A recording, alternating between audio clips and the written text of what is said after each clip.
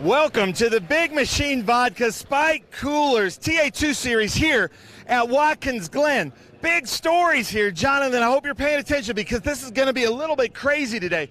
The weather is definitely iffy, and if you know anything about Watkins Glen International, it's like a microclimate up here. It changes. Connor Zilic on pole because we had to abort qualifying yesterday, and it went by practice times. You can see he's on the Pirelli slicks, the P0 slicks. But the other story is going to be who figures out the defrosting of the windshield. So you can see he's going like with the 80s rear window defroster here up in the front. Then we come over here to Nitro Motorsports, and he's got the windshield wiper. He's showing us the windshield wiper. And right now the wiper's working, Connor Zilic. So he's in this beautiful number 7 silver hair. Then we've got the Franklin Road Apparel, Nitro Motorsports, Brent Cruz here in second, running the slicks. So going into turn 1, these two may be looking for grip here at Mission Foods turn 1 because right behind them, Thomas Annunziata is on the reins. And you can tell, we're going to be able to tell by the images, the slicks have the yellow Pirelli P0 and the wets have just a black sidewall, basically. And that's the best way to tell. Now, being teammates, I looked at Nitro. Well, let's show this. So Brent has a bunch of blowers that are going to be pulling the heat up from the engine bay and blowing on here, and then he's got a tube here. So we're going to look and see who has the best wipers, who has the best anti-fog system, as I try to move around Ricky Brooks here. Now, Thomas Annunziata, he is running the wiper. We can see a bunch of blowers here, PVC pipes just spray painted, connected to blowers with the, he's running the reins. Celix is saying that they've got it figured out, and we could see from last year's Justin Marks win here yesterday, they're running RC airplane jet engines basically up. You can see these tubes here. This is probably the best view we have here on this car. This is Rafa Matos, TA2 champion 2 times over. He's running 2 different blowers up here. They've got the peel-offs, but they're running the different windshield wipers on the outside. Adrian Lostowski, very good qualifying here, doing really well. And then we've got Austin Green here with the 3-Dimensional Services Group running these big jets. I'm trying to find where the first Cope cars are. Adam Andretti here doing really well. All right, well, ladies and gentlemen, it is my honor to be able to say the most famous words in motorsports. Drivers, start your engines!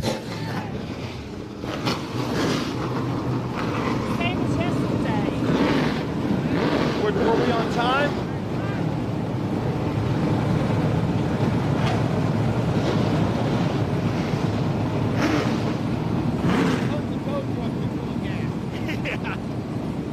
Yeah, I'm going to be busy. Well, that beautiful sound of the engines roaring into action as we're on board with Adrian Lostowski and the Hawk Performance on board. We'll take you through all those. Get well soon, Scott Borchetta. Everybody's saying that because he got injured, of course, at Road Atlanta. I'll be joined in the booth today by the one and only Scott Goodyear. Delighted to have him on board. And we are about to go racing in TA2. Can't wait for this one. We welcome our viewers on MAV TV across the United States and around the world. I'm Jonathan Green, and alongside me, Scott Goodyear. You join us here at Watkins Glen in what could be one of the most interesting races of the year because we have been struck by weather throughout the weekend. Luckily, not as bad as some people further to our east and west. Thankfully, Pennsylvania absolutely flooded, New York City, but here in the Seneca Lakes or the Finger Lakes of Watkins Glen, we've got rain and we've had rain, and you can see it's still wet out there, which also makes things interesting. But the other big story is we weren't able to run the full qualifying yesterday simply because it got too wet and too foggy.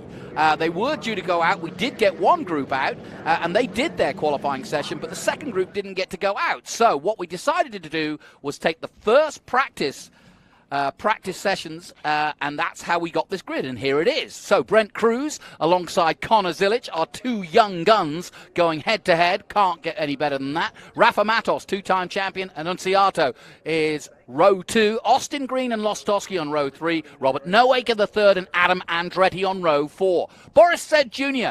on row 5 with Evan Slater. Great to have Evan Slater, the 17-year-old, back after his crash at Detroit. Goitberg, Mock, Mayer, Hearn, the Australian, Caleb Bacon, then Dylan McAvern already out in the historics already earlier in the weekend on row 8. Then it's Thomas Merrill, and that's the big story. Thomas Merrill, second in the championship, and our current champion lining up all the way down on row 9. Jade Buford alongside him, Doug Peterson, former Trans Am champion, and Josh Sargé.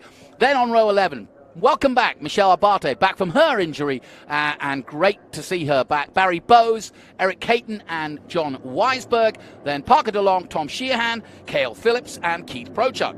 Bruce Nesbitt and Doug Winston, huge field once again here. Jim Gallagher, Bruce Raymond, they're on row 16. Richard Rook and Ty Young. Chris Durbin, who had an oil issue that curtailed some of the practice earlier in the weekend, so not a lot of running time this weekend for these guys.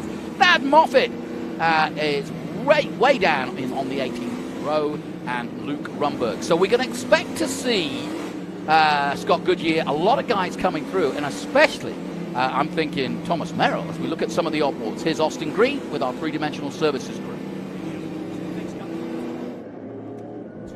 My mind right away, Jonathan, is the unknowns and patience. The unknown because the guys weren't on the track yet this morning. It has been changing. We watched some of the SVRA stuff running earlier this morning, and some of the guys were doing a good job. The guys that got on the curb, on the exit, picked the back end up and swung the car around and ended up into the barrier. These guys are professionals. They know better, but sometimes you're in a bit of a hurry, and that happens. A car will slip and slide around, and the big thing is patience, because even though you're back at 18th, a lot's going to go on. It's a long race today. There's going to be yellows. Guys are going to make mistakes, and you don't get it all done the first lap of the first turn. Well, we'll be on board with Jay Buford in the Big Machine Vodka Spike Coolers on board. We also saw the ASIO data of Barry Bowes. So we'll be bringing you every angle we can. We'll also be on board with Evan Slater for Showtime, the Franklin Road team. Great to have him back. He's been out since Detroit, so that's June. We were both at that event, and so it's a long time out for young Evan Slater, but he says he feels absolutely great and fighting fit. He's been doing some track time, but only in a road car, and we'll also be on board with Rafa Matos in the three-dimensional services group on board as well. And so, an important race for Rafa Matos, who is chasing down the title himself. At the moment, it's Brent Cruz who leads the way with 7:74. Thomas Merrill is second with 7:49. And then Rafa Matos is third. Connor Zilic is fourth. So I've got my eyes on this man, Connor Zilic, who for the first time in a long time starts on the front row. And I say that because he's been pole at Detroit, won that from the back because he had a technical issue, did the same at Nashville and won that. Incredible stuff. But the Big Machine Vodka Spike Coolers TA2 Series, round 10, about to get underway. And Scott, I know that you love to see these, you watch FR and F4 youngsters coming through the ranks, following in your footsteps to your great career. But, I mean, think about these two youngsters now finally getting a chance to go head-to-head in these conditions at the famous Glen. Well, this really is a training ground, as we've talked about before in other shows, for NASCAR, isn't it, really? Because NASCAR comes here and you get to run these cars at this racetrack, but now you get a chance to run these cars in the wet. So you're learning something that might have something valuable to it further down the road. But the key thing for me right now is I'm watching this track. It's dried out this morning. We had a big delay this morning, obviously, because of fog. Some are starting in rains. Some are starting on dries. Well, that was my next question. And that's going to be the question for me, because it's so difficult. Do you go with the slicks and then I talk about patience before. You've got the slicks on, the track's not dry. You're watching people drive away from you. You know how hard that is? Yeah. And then you get anxious, and then you push the car, and then you make a mistake or you slide off and do damage, and you've ruined the car for the rest of the race. Conversely, you got the wet tires on. Man, you look like a hero for a little while until it starts to dry out. So this is what's going to be interesting. Now, I came over here from race control. There's a little bit of the moisture, and this track's big enough that it can start to rain back over in the boot section, but maybe not in turns 1 and 2.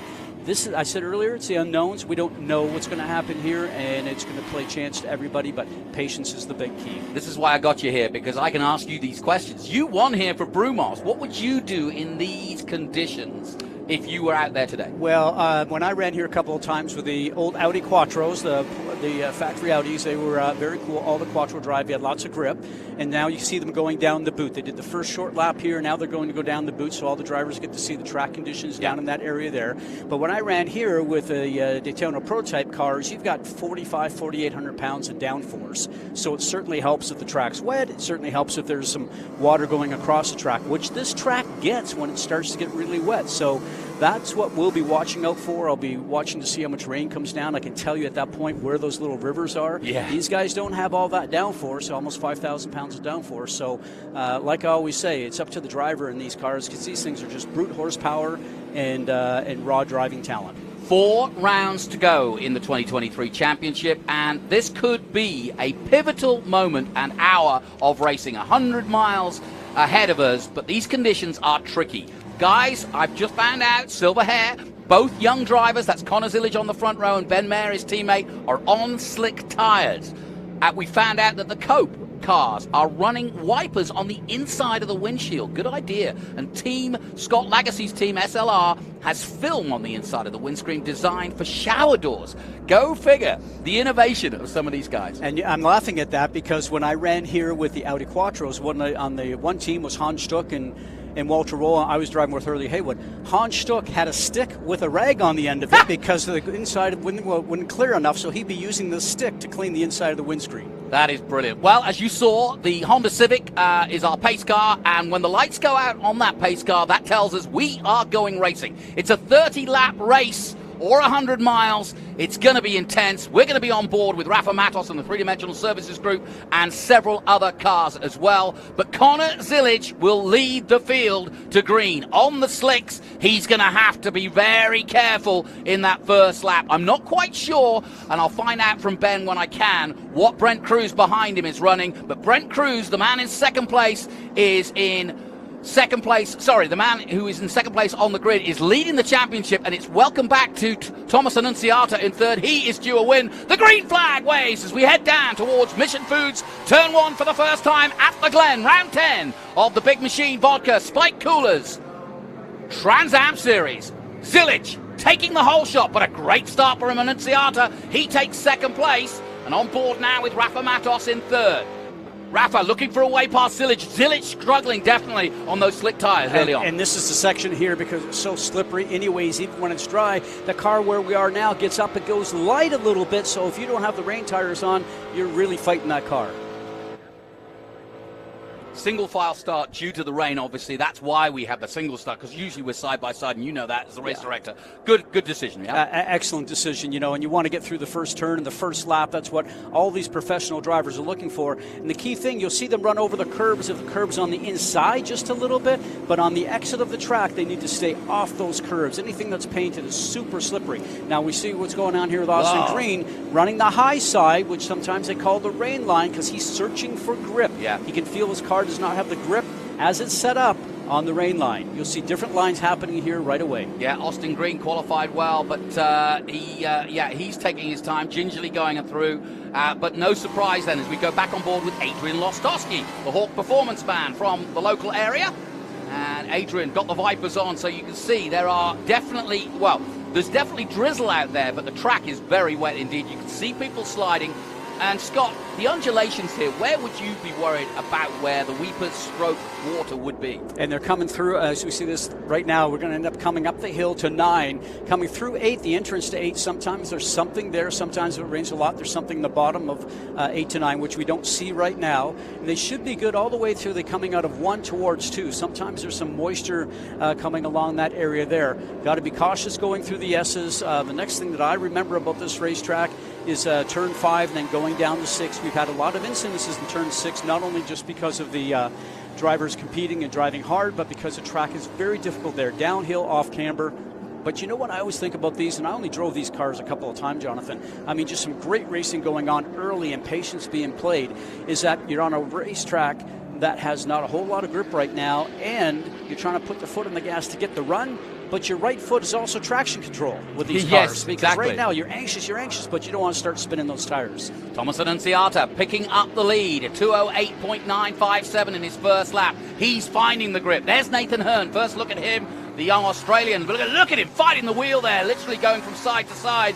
And I don't know whether he's trying to get temperature in or he's just trying to hold it onto the road. But we're on board with the Q3 Racing Nathan Hearn from Australia, who's had a sensational rookie year so far. Perhaps set his expectations a bit higher than he expected, because he came in last year at Kota and immediately got 4th place. But from there on in, it's been up and down for him this year. Look at these conditions. This is so interesting to see how Zilic is dealing with it on those slick tyres, but he's still out there and he's still going well. How about this? Caleb Bacon here in the 18. He's one of the new men to the series, and look at him all over Connor Zilic, the young 17-year-old. But look at the gap that Borisset Jr. actually pulled once he got by, because obviously his car is working well.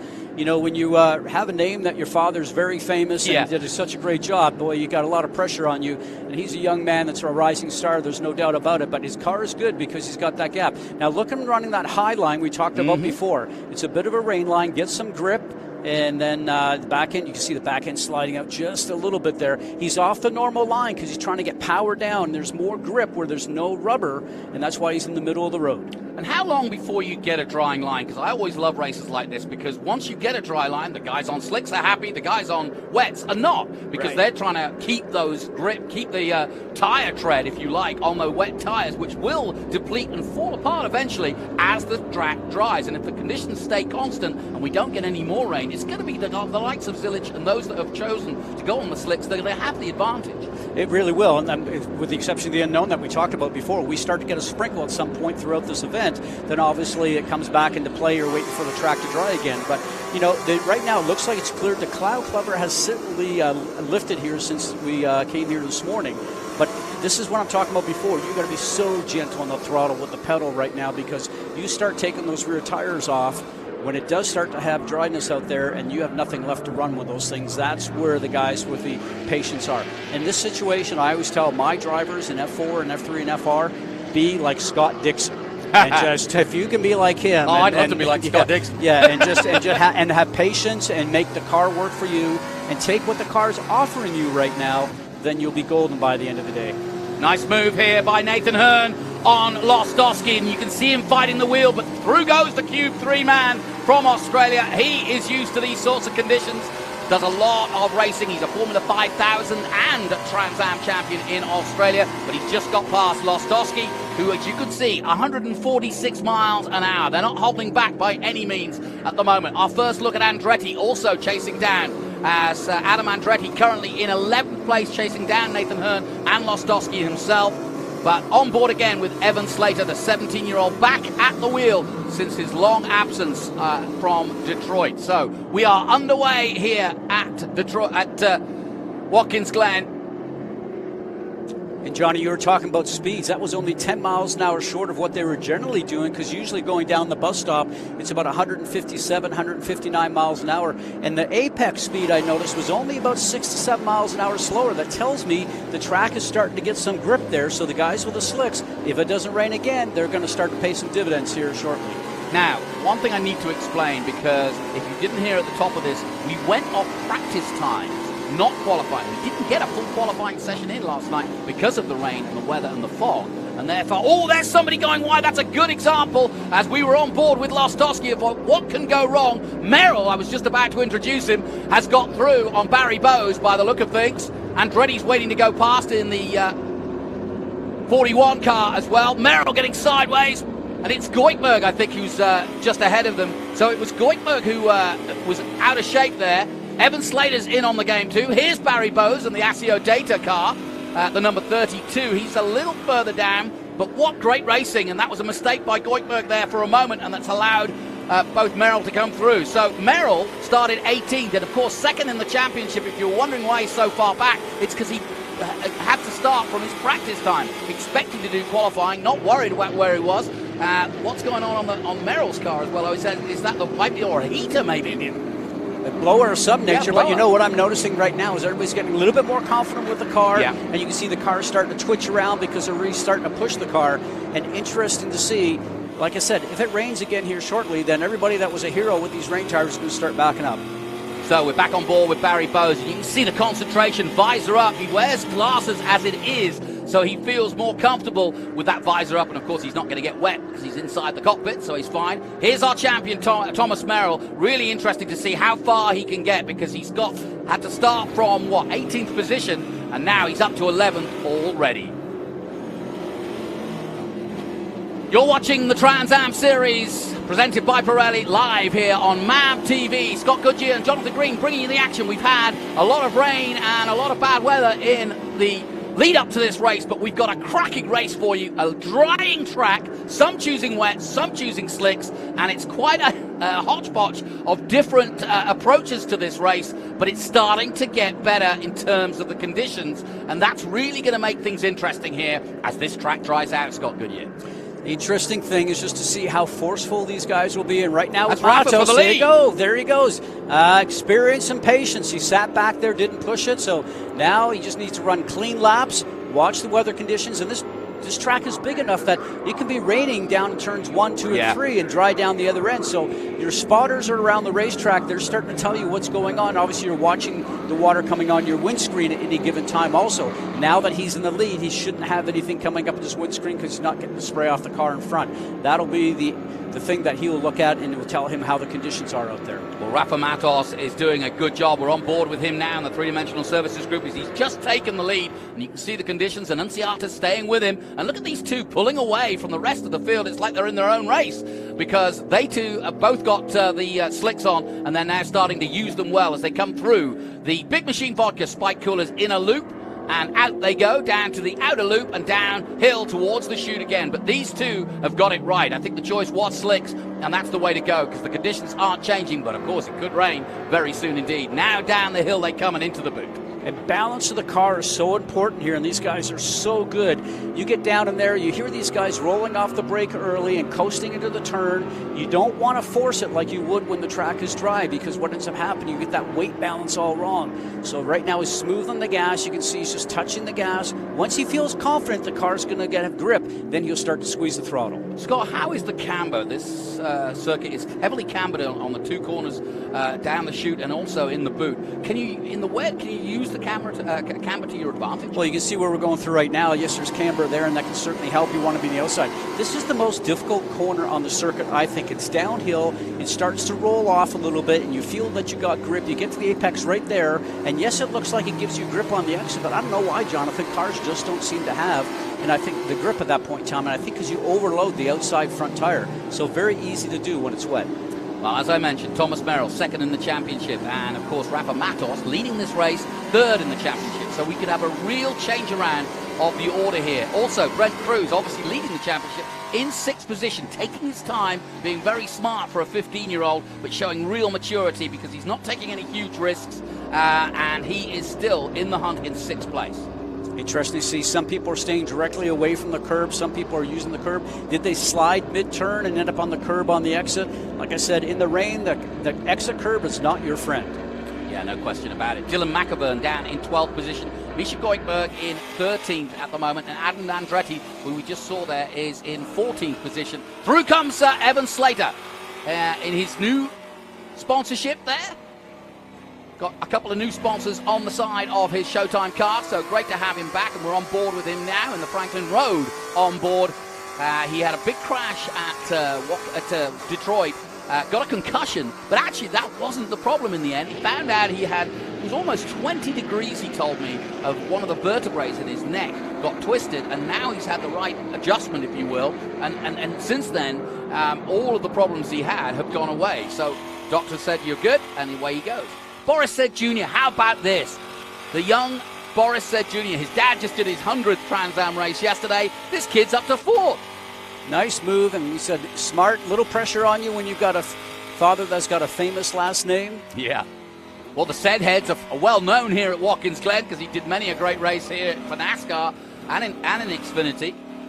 Barry Bowes bouncing through the bus stop in the ASIO data onboard, watching his yellow gloves go to work. See, and he's down on the dry line. Some of those guys are still using that, what we call the wet line, the dry. Now, we look through down here in 6, you can see a dry line starting to form. So if we no longer have any more rain, what's going to end up happening, is we're going to just turn around, see these guys with slicks start to gain some more time. And remember, this is not like Indy cars or GTP cars or anything of that nature. Well, and you have a pit stop, number one for fuel, but if you do have to come in, it's 5 lug nuts. It's not one center hub nut. So I mean, there's 4 guys allowed over the wall. So you're going to run around, do one side. They got to come around, do the other side.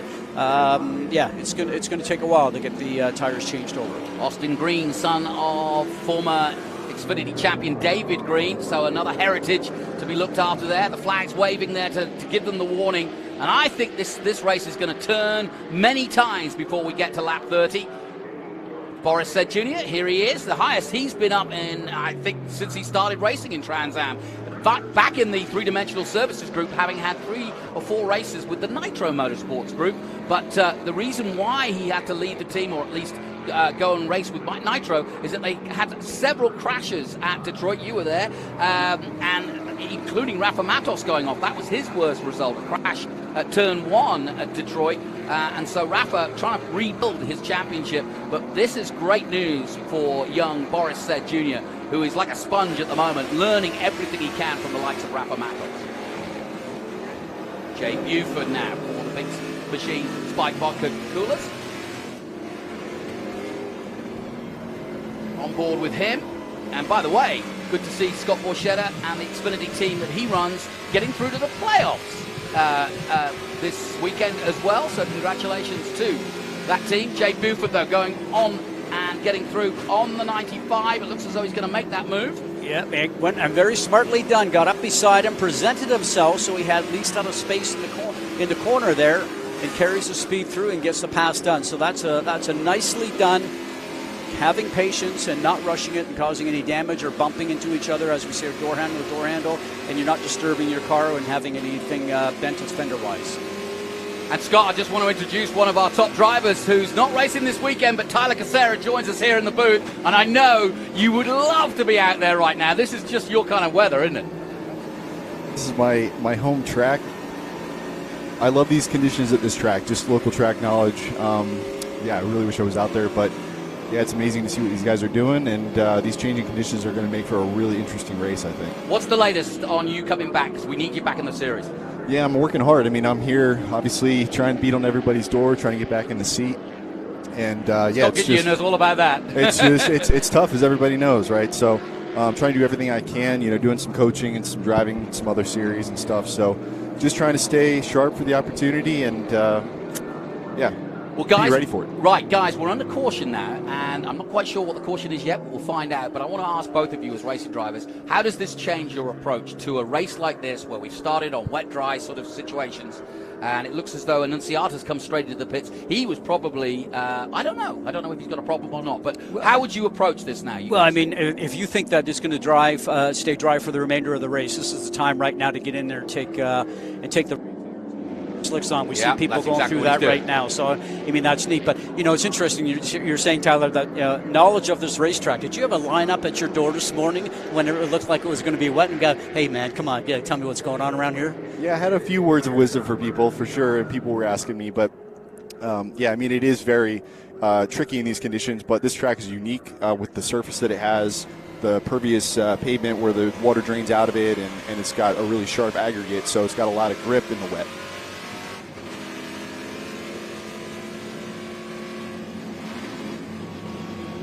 Well, you can still see the rain is falling. We're going to take a short break as well while we're under caution, but we're hearing from Tyler Casera and Scott Goodyear, so we'll take a break from the Glen. Join us after this. Speed, endurance, desire. For 160 years, Motul has helped engines and drivers go faster, further, and stronger. Tested in the heat of battle, driven with passion, with one aim: to give you superior powertrain protection and performance. Motul.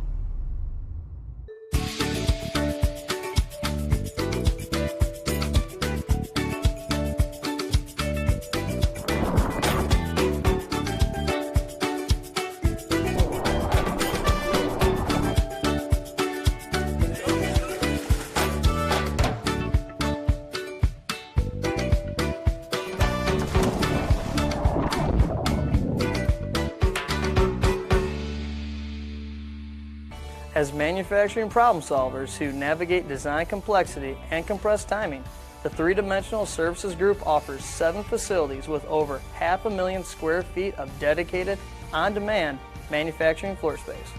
Metal or plastic, we support a wide range of industries, from some of the world's best-known companies to startups. With unparalleled investment in leading-edge manufacturing technology and automation to keep all phases of a project in-house.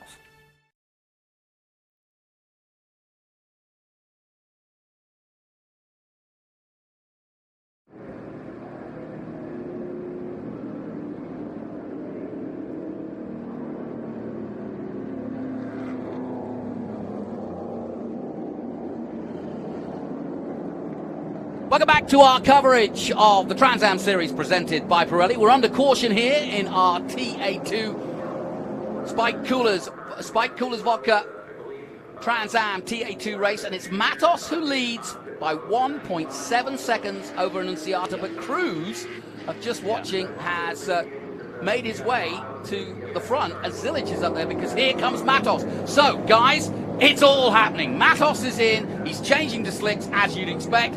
But guys, take us through what you would be doing. Well, you see a mass of people coming in, making that changeover, and that means you're committed to that it's going to be a dry racetrack, and you know this racetrack better than anybody, and if it gets wet, it can be slippery. I've run it a couple of times here, but, there's not 1 inch of this racetrack that can be forgiving, because there's guardrails around this whole place. Well, also, Austin Green's come in, and he's now waiting. This is awful. This is painful, isn't it? Yeah, that's the tough part about the series, right? We don't do pit stops. It's a sprint race, and so these teams don't get a lot of practice doing pit stops and changing tires, so it makes kind of these conditions really difficult, and especially when you're a team that's got multiple cars and you've got to shuffle people through kind of one at a time, like you see here with the Three-Dimensional Services Group cars. Yeah, this is not. Oh, now they've got to Austin Green just behind. Matos is out and running. They'll leave Austin right there because they've already started working on his car. Barry Bowes is in there. Caleb Bacon's in there. Here's Bowes working on his car. They've got a small team, and that's another side. You know this, Tyler, having worked with your dad and your uncle. You'd be putting them to pace, wouldn't you? It would be really difficult right now with the 3 people that I had supporting my car. I think one of the keys here doing this under the caution, right, is these guys aren't going to go a lap down at this track. And in TA2, the way the rules are, if you go a lap down, basically you're getting put at the back of the lead lap every single caution we have. So there's really no chance to get back with the lead lap. And these guys are doing it at a really good time. And, watching the pit stops, and obviously you look at these cars and makes you think about NASCAR. And these guys are not sliding around on their knee pads, getting around to the other side. I mean, it's not something they do a lot. It's not like they do it every race. So these guys are going around doing it slower. And to your point, good thing it's underneath yellow right now, because otherwise they'd be losing a lap for sure. Yeah, we had a race at Lime Rock last year, actually, that I ran up front in, and we stayed on wet tires the entire time. And, it was such a short track, you went laps down. You knew it was better to go and try and just hustle with it. Let's head down to the pit lane. Ben Sissel for the latest.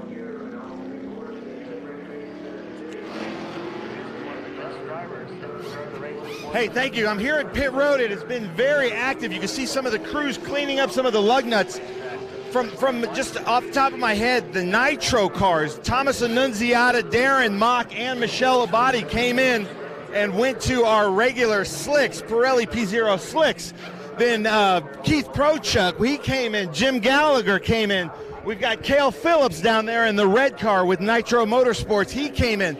Thomas Merrill is still out there on the reins. Then we had Barry Bowes come in and change to slicks. Luke Rumberg, Bruce Raymond, I believe, Caleb Bacon. So we're going green. So, Scott, I hope you can tell everybody what just happened with all these pit exchanges and tire changes. Back to you, gentlemen. Well, some are leaving, I think, and getting ready for the start and feel very confident. And some are going, maybe I should have done it. Yeah, exactly. Just a reminder, we're going green this lap, and it's going to be Connor Zilic leading the field from Brake Cruz, Austin Green, Nathan Hearn in 4th. Noah Aker up to 5th, and Rafa Matos down to 6th after that pit stop. Away we go then. Zilic heading down to Mission Foods turn 1. Austin Green jinking on the inside. Doesn't do it. Here comes Merrill as well. He's come into play in 7th place now. A brilliant run so far from Thomas Merrill from 18th on the grid, now up to 7th and back in the hunt.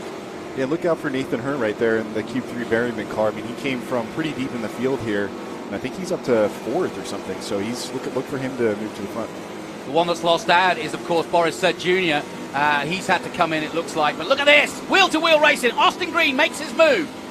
And you see now the track is just starting dry. You see a little hint of dryness there and some lightness coming up. So that tells you the track is going to continue to get better. See the guys starting to feel confident using the curbing on the inside right now. They won't use it on the outside, I'm sure, maybe throughout the whole event here, because it's still going to be slippery and wet. This is the corner, I don't know about you, Tyler, but I always found this, even running in the Audi Quattros and the GTP cars, 6 was, for me, was always the most difficult corner. You try and want to rush it, and it just doesn't grip. There's really not any good references either getting in there. It's kind of the same with turn 9. It's all feel, and you just have to have the reps to do it, and consequences are big. But yeah, you want to rush it, it seems like, and making a little bit of a later apex helps you kind of get that run down towards the tail. Guys, is it just me, or is this just brilliant watching Nathan Herne do his job? This is fantastic stuff. He gets past Austin Green, and look at him fighting that wheel. Oh no! The champion spins at the Glen. Merrill goes out of contention from 7th place, having done all the hard work. He spins round. And what a shame. And pointed the wrong way, too. I know.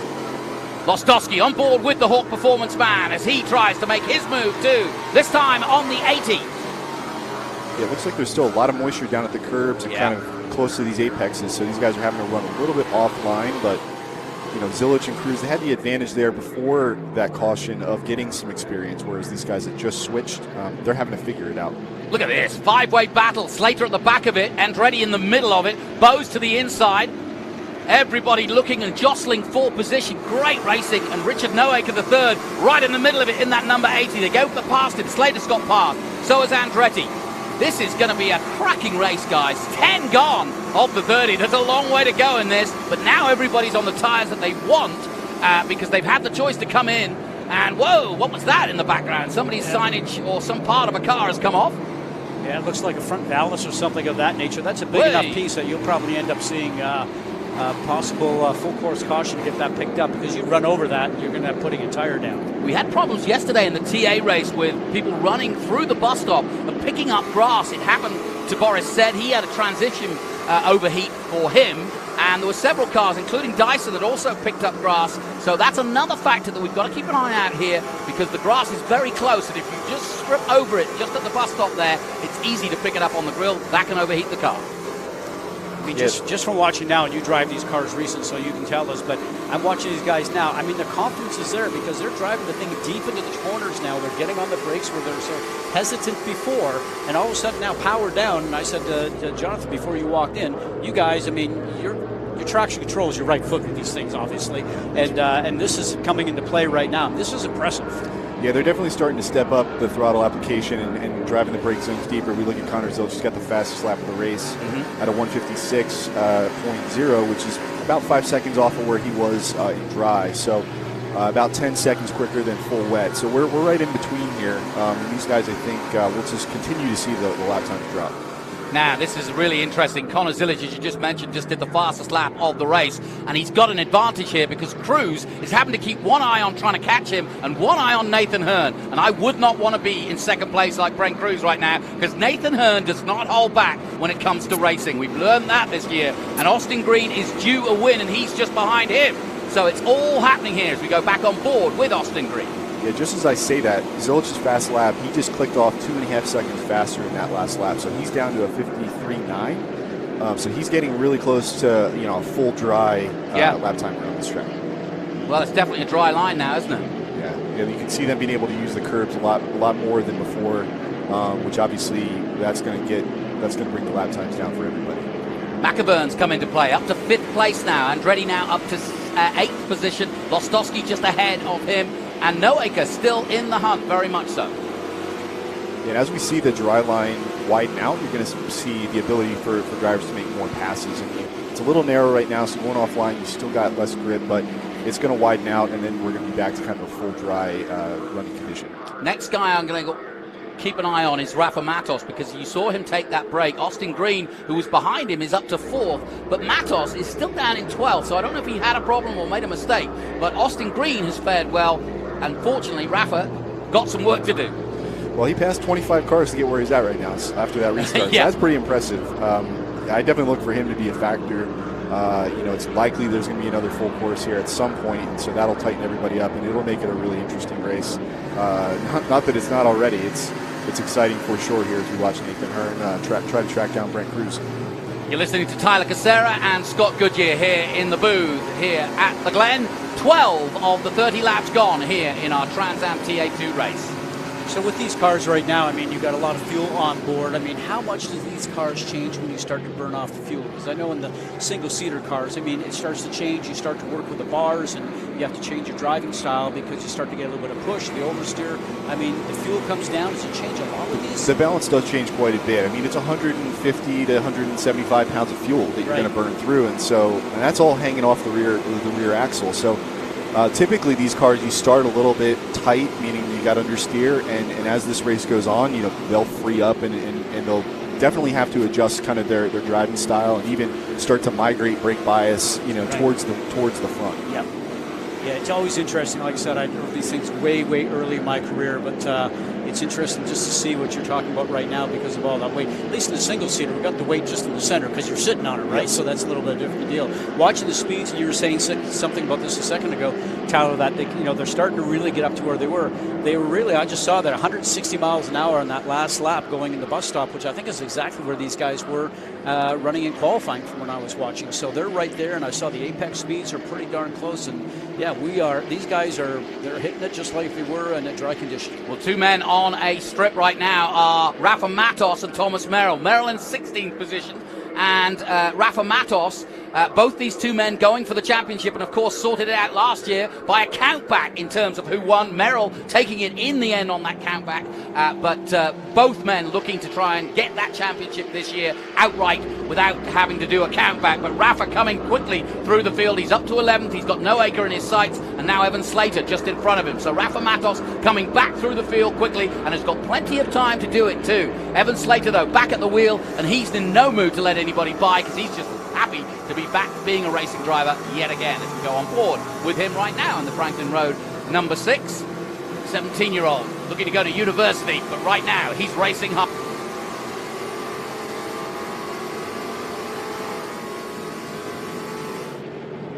Tries to hold off champion from Three Dimensional Services. That's Rafa Matos of Brazil. Saw him sliding his car just a minute ago and got up on the curb a little bit there, Tyler, and you saw the water start to come out. As we all know, right by the curb, the water sort of sits there in a trough a little bit. You got to be smart and know where you can be on the curb in some corners and some you can't. You got to be really careful doing that because you can snap the back of these cars around so quick when you touch that wet area, and it looked really wet. A lot of spray came up when you did that. Out of 9 there, yeah, you saw the same thing. I thought, boy, that's a... Whoa! Rafa going for a textbook overtake at the big machine. Vodka, spiked coolers in a loop, but doesn't quite pull it off. Slater closed the door. Yeah, Rafa looks like he's got a little more pace here than Evan, but Evan did a good job defending there, as he should. I'm just glad to see Evan out there. He hasn't done any racing in 2 or 3 months. And Tyler, you know what that's like. You get out there and you're a bit rusty. He said, yeah, he felt a little second hand. And of course, not a lot of track time. Chris Durbin put a bunch of oil down on the first day of practice. So he's really working against it as Rafa does get through now. We were on board with Evan to take it with the Franklin Road on board. Worked with Evan Slater, earlier in the season when I was coaching that. He's really talented. He does not in the car quite as much as the rest of these guys, and so to see what he's doing and is impressive, and being able to come back from a couple of races off here and be in contention.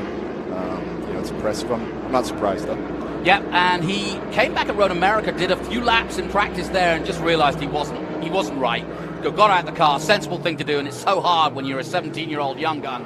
But he did that, and he went to a couple of tracks on road cars, got himself some confidence back, and he really is back to his former self. I'm glad to see it. Through goes the leaders then. 14 laps of the 30, and it's still out front. Connor Zillage, who has been absolutely sensational, especially around the streets of Detroit and Nashville. But Brent Cruz is our championship leader. Austin Green still third. Nathan Hearn piling on the pressure as we're on board with the man in front of him, and of course that's Austin Green. I love as we go through the onboards here because you can see all the campers that are on both sides of this racetrack. And sometimes, I've been here, especially on the big GTP weekends when I was running, it felt like you were actually racing through a campground to a point. It's really cool. And then you smell the fires that are going and everything of that nature. Yeah, it's a really cool deal. But you get hungry with a little bit of barbecue. As you can see, Jay Buford coming in the Big Machine Vodka Spike Coolers car. We're on board with him as he comes to a stop. And this is not a lot of action going on. The team looking very slow and looking for something wrong with the car. So Jade with a problem of sorts, and they don't look as though they're going to try and sort it in any time soon. In comes Merrill with damage after that spin. Yeah, it looks like he made some contact with somebody or a wall. I mean, that's pretty many laps here after he spun. So. I'm wondering if this is a second. No, he has a spin. I think he's had a second accident. Yeah.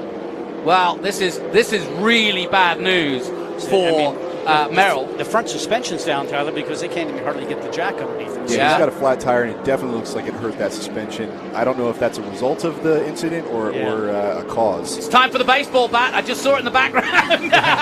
They used that at Nashville, of course, and to much effect, I may add. But they've got a baseball bat they take to every race just in case they need to panel beat it. But it's a great piece of tool that you have to add that to your toolbox now. The way the points are structured now this year, in years prior, you didn't get points really paid beyond 21st or 22nd place.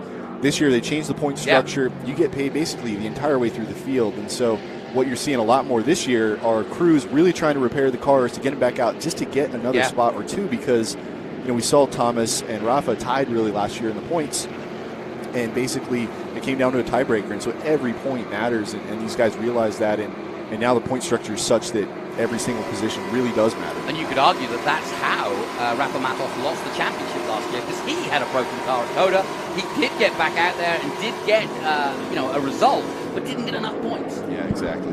So hats off to Trans Am though for kind of realizing that might make it more competitive and might give some people a chance to not just kind of throw away the weekend, but get out there and salvage some points. Well, it certainly gives you incentive to fix the car, keep it on there, which is good for sponsors, good for television, right? And gives guys that are maybe not super experienced, they not only chance to get some points, but they get more track time, especially for the guys new to the series. Back on board with the ASIO data, Barry Bowes from Texas.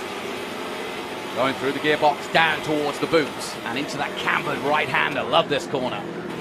Yeah, you buried the car in here. You go super deep. It's really high bank. It's uphill. Whoa. You can see Adrian Wasowski and Misha Glickberg going by. Whoa, they're all going by. He's been missing gears. I think he's got a problem, actually.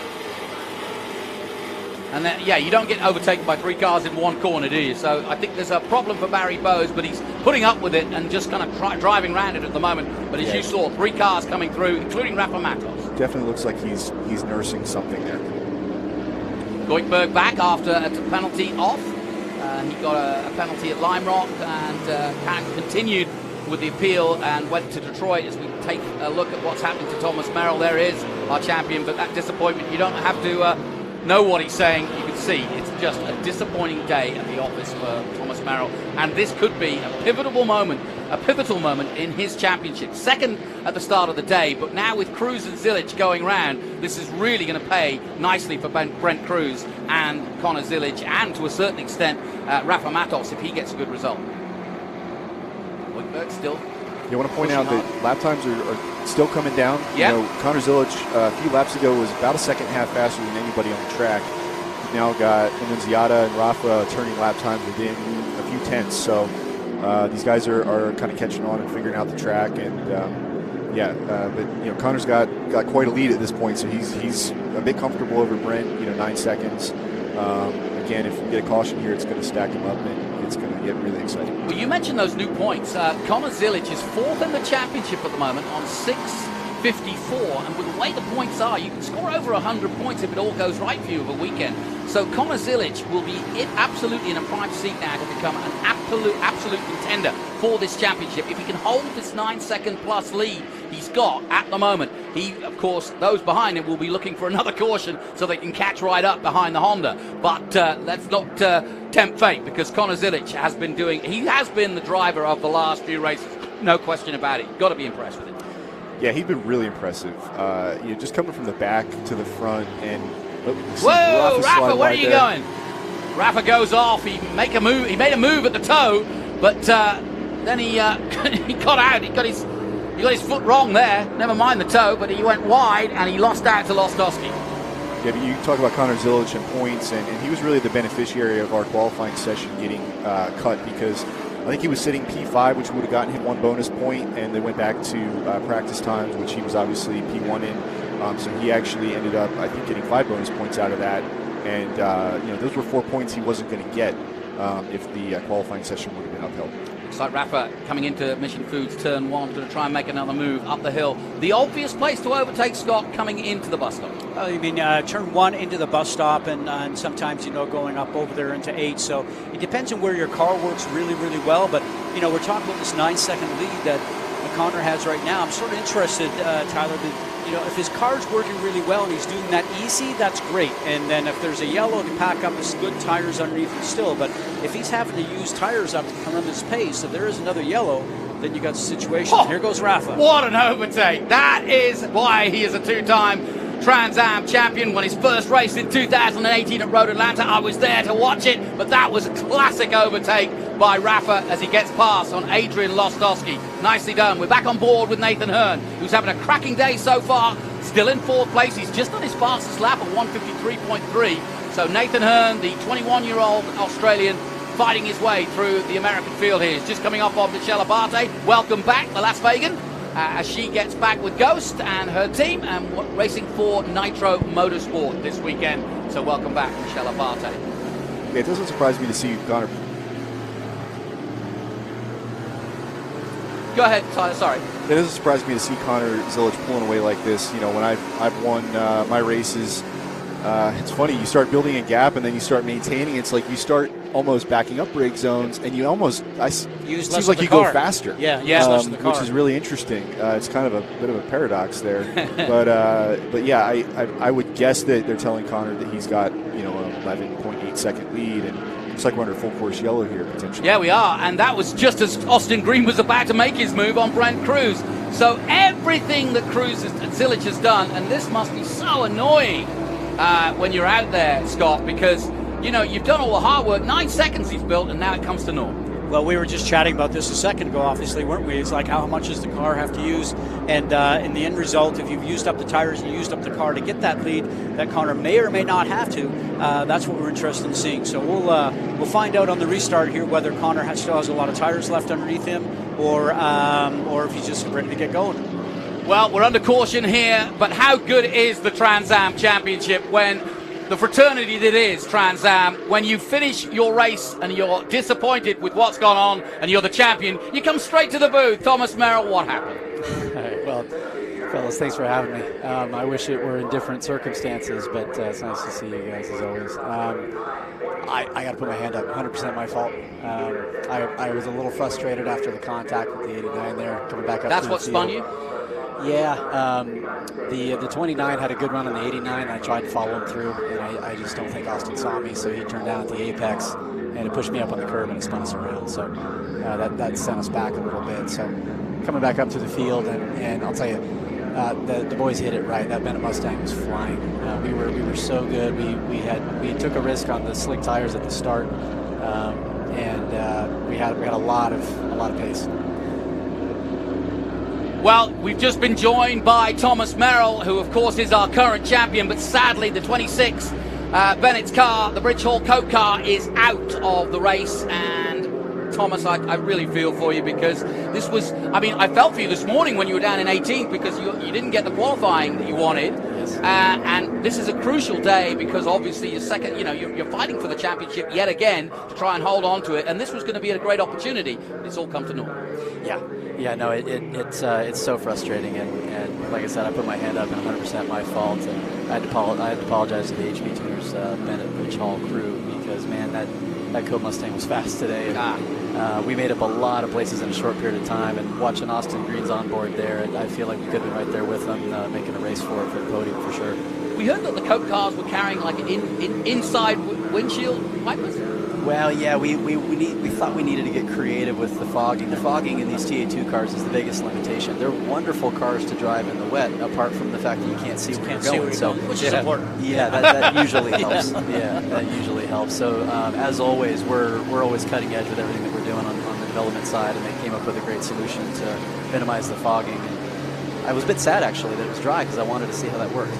But, How are the conditions out there? You're the perfect guy to ask. You've just been through 20 laps of it. What was it like? surprisingly good. Yeah. Okay. Actually, that first yellow was a great opportunity for us to all look at the racetrack and inspect it to look for where the dry patches were, and it was actually much better than I was giving it credit for. So that was very useful, and that's why we started going so much faster when we went green again. Yeah, I was watching the speeds, and you guys were only about 10 miles an hour slower than you were actually in the dry going into the bus stop, and then the apex speed started to come up. It wasn't long before you guys were right on tap. It was impressive.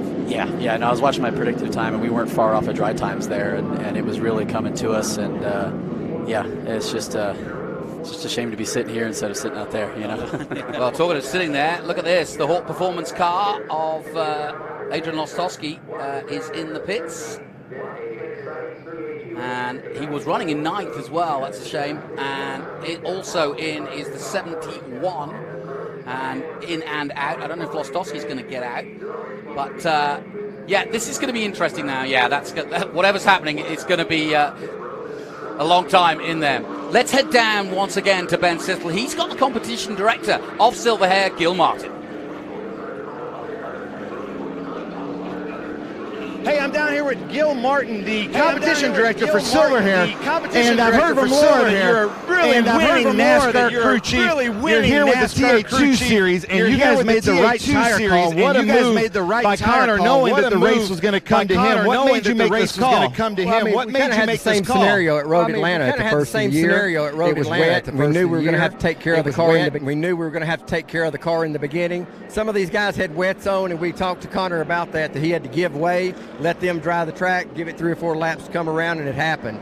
I mean, Jeff Hawley's been doing this a long time too, and he knows exactly what these tires are going to dry out, and it pretty well played in their hand. Most of the field played that strategy, but we've got a guy in the car that's way older than his age. Connor is so good in the car about finding the right line to run and taking care of it, so hopefully he can get it done these next 9 laps.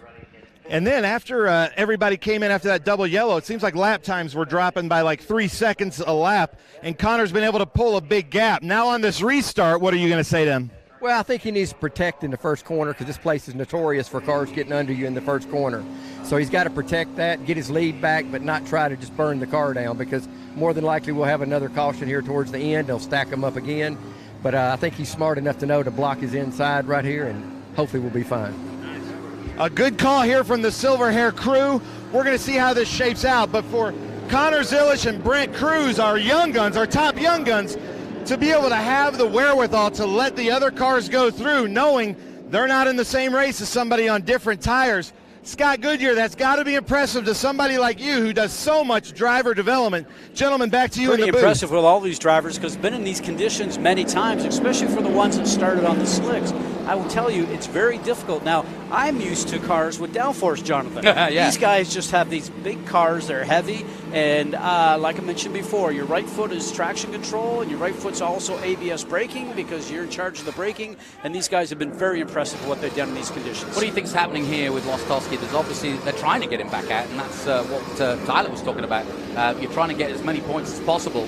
I can see Ben just out of the windshield there, trying to have a look himself. But what do you think is wrong with it? They're trying to get it started. Yeah, and I'm not sure if they're looking for something that's causing the engine misfire or something of that nature, or there's an oil leak. I mean, as a driver, if you're putting oil in the rear tires, you know that, and because the back end's going to start to slip out. But obviously now the left front tire just came off, and they've just noticed something, because now they're looking in that corner. So they've identified the area where the problem is.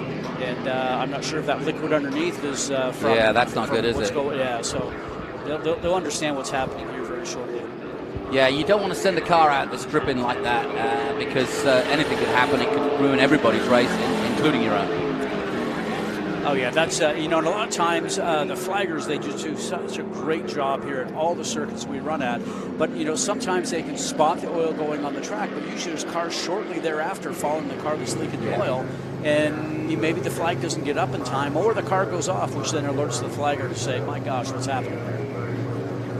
But look how dry it is now. I mean, we talked about this before, and Tyler mentioned it.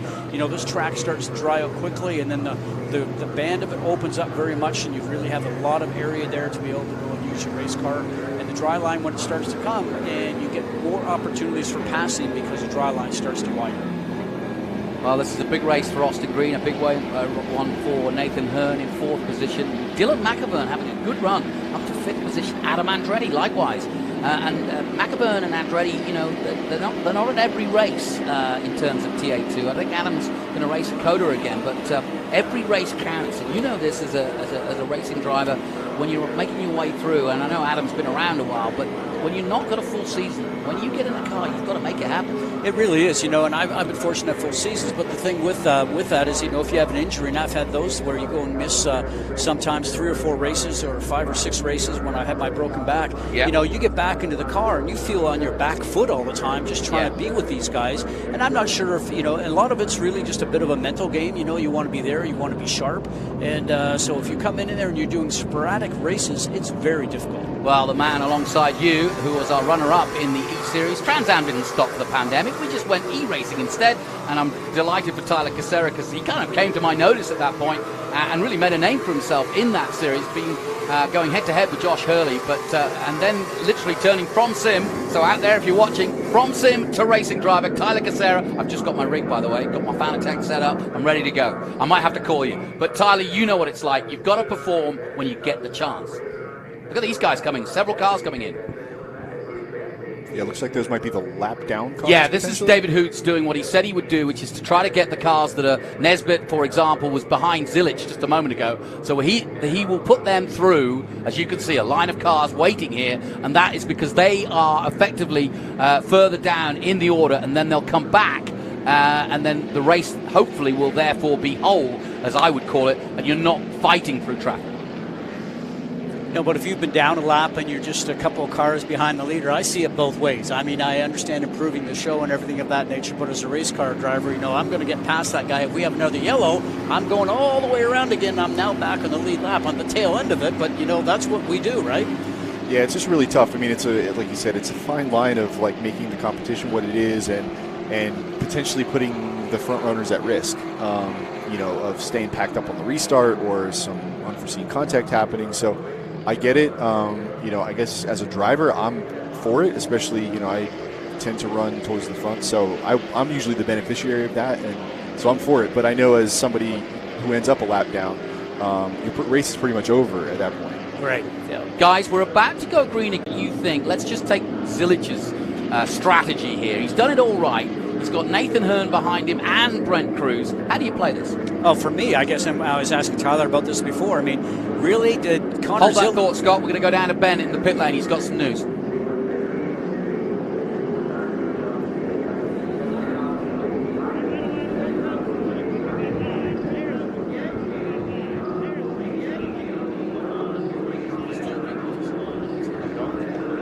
All right, well, here I am. Sorry about that. With Scott. All right, well, here I am. Sorry about that. We don't know if it goes green, but if it goes green, I got to. We don't know if it goes green, but if it goes green, I got to let him go.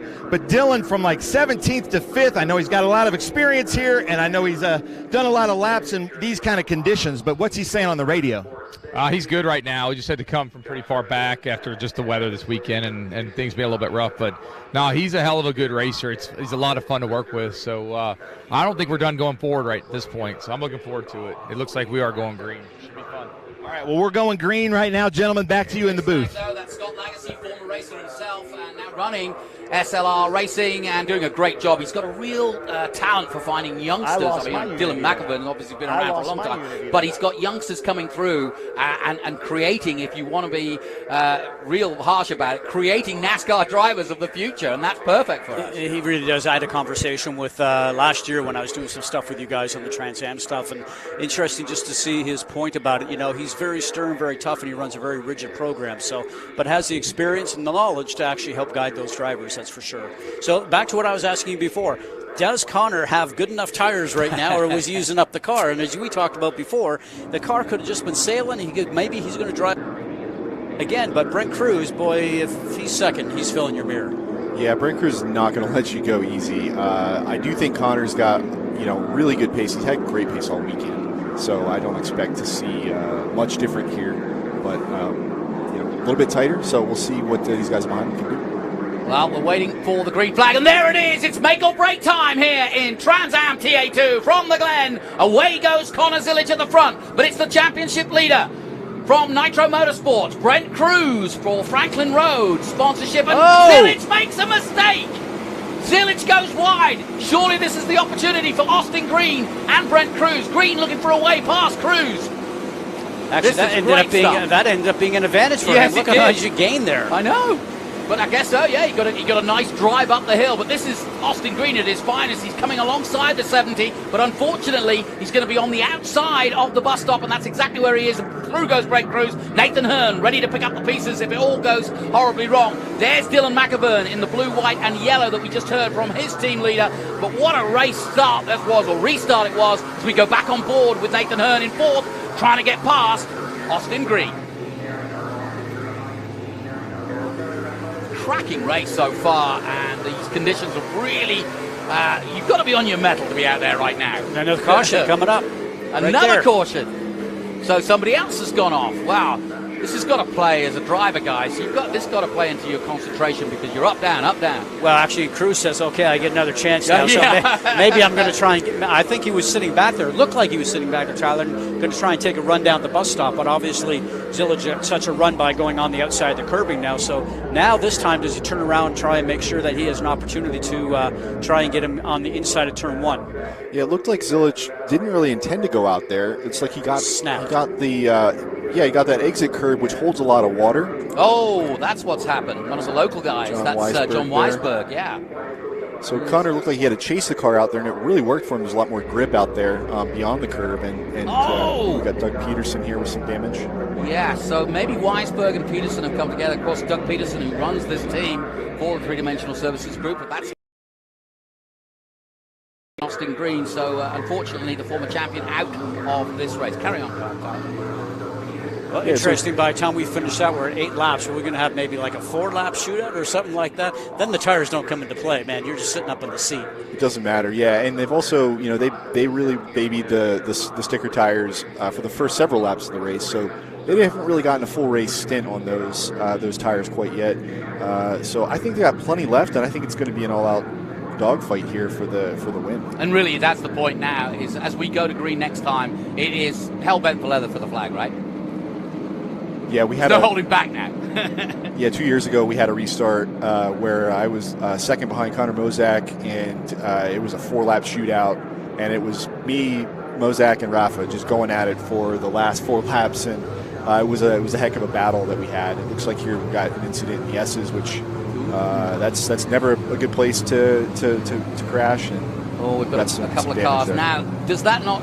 Well, I'm not a racing driver, but if I saw that, I'd be like, hang on a minute, this could finish under caution. And Hearn's literally looking back at the incident. What's going through your mind now in terms of that? Or are you thinking, you know what, I might have a 1-lap sprint here. Here comes the 87 of Peterson into the pits, but also the 83 is in there as well. So it's been a busy day at the office for the Three-Dimensional Services team. Boris Said Jr. is just behind, and it looks as though he's got a problem. The door is off on his driver's side. He's being talked to by his engineer, but Boris Said Jr., having had a good run up to 4th place at one point, looks as though he's going to retire his car as well, so not a good day. But Rafa's still out there, and Austin Green is heading for a podium if he can stay where he is. I'm not sure if we've talked about it, but the early leader in the race, Thomas Annunziata, he's actually sitting in 35th, 6 laps off the pace. So I'm not sure if something happened to him that we missed, or maybe I missed that when I stepped out. That's a good point, because as you say, everybody's going to score points, and so Annunziata could well get some decent points out of this if he keeps going.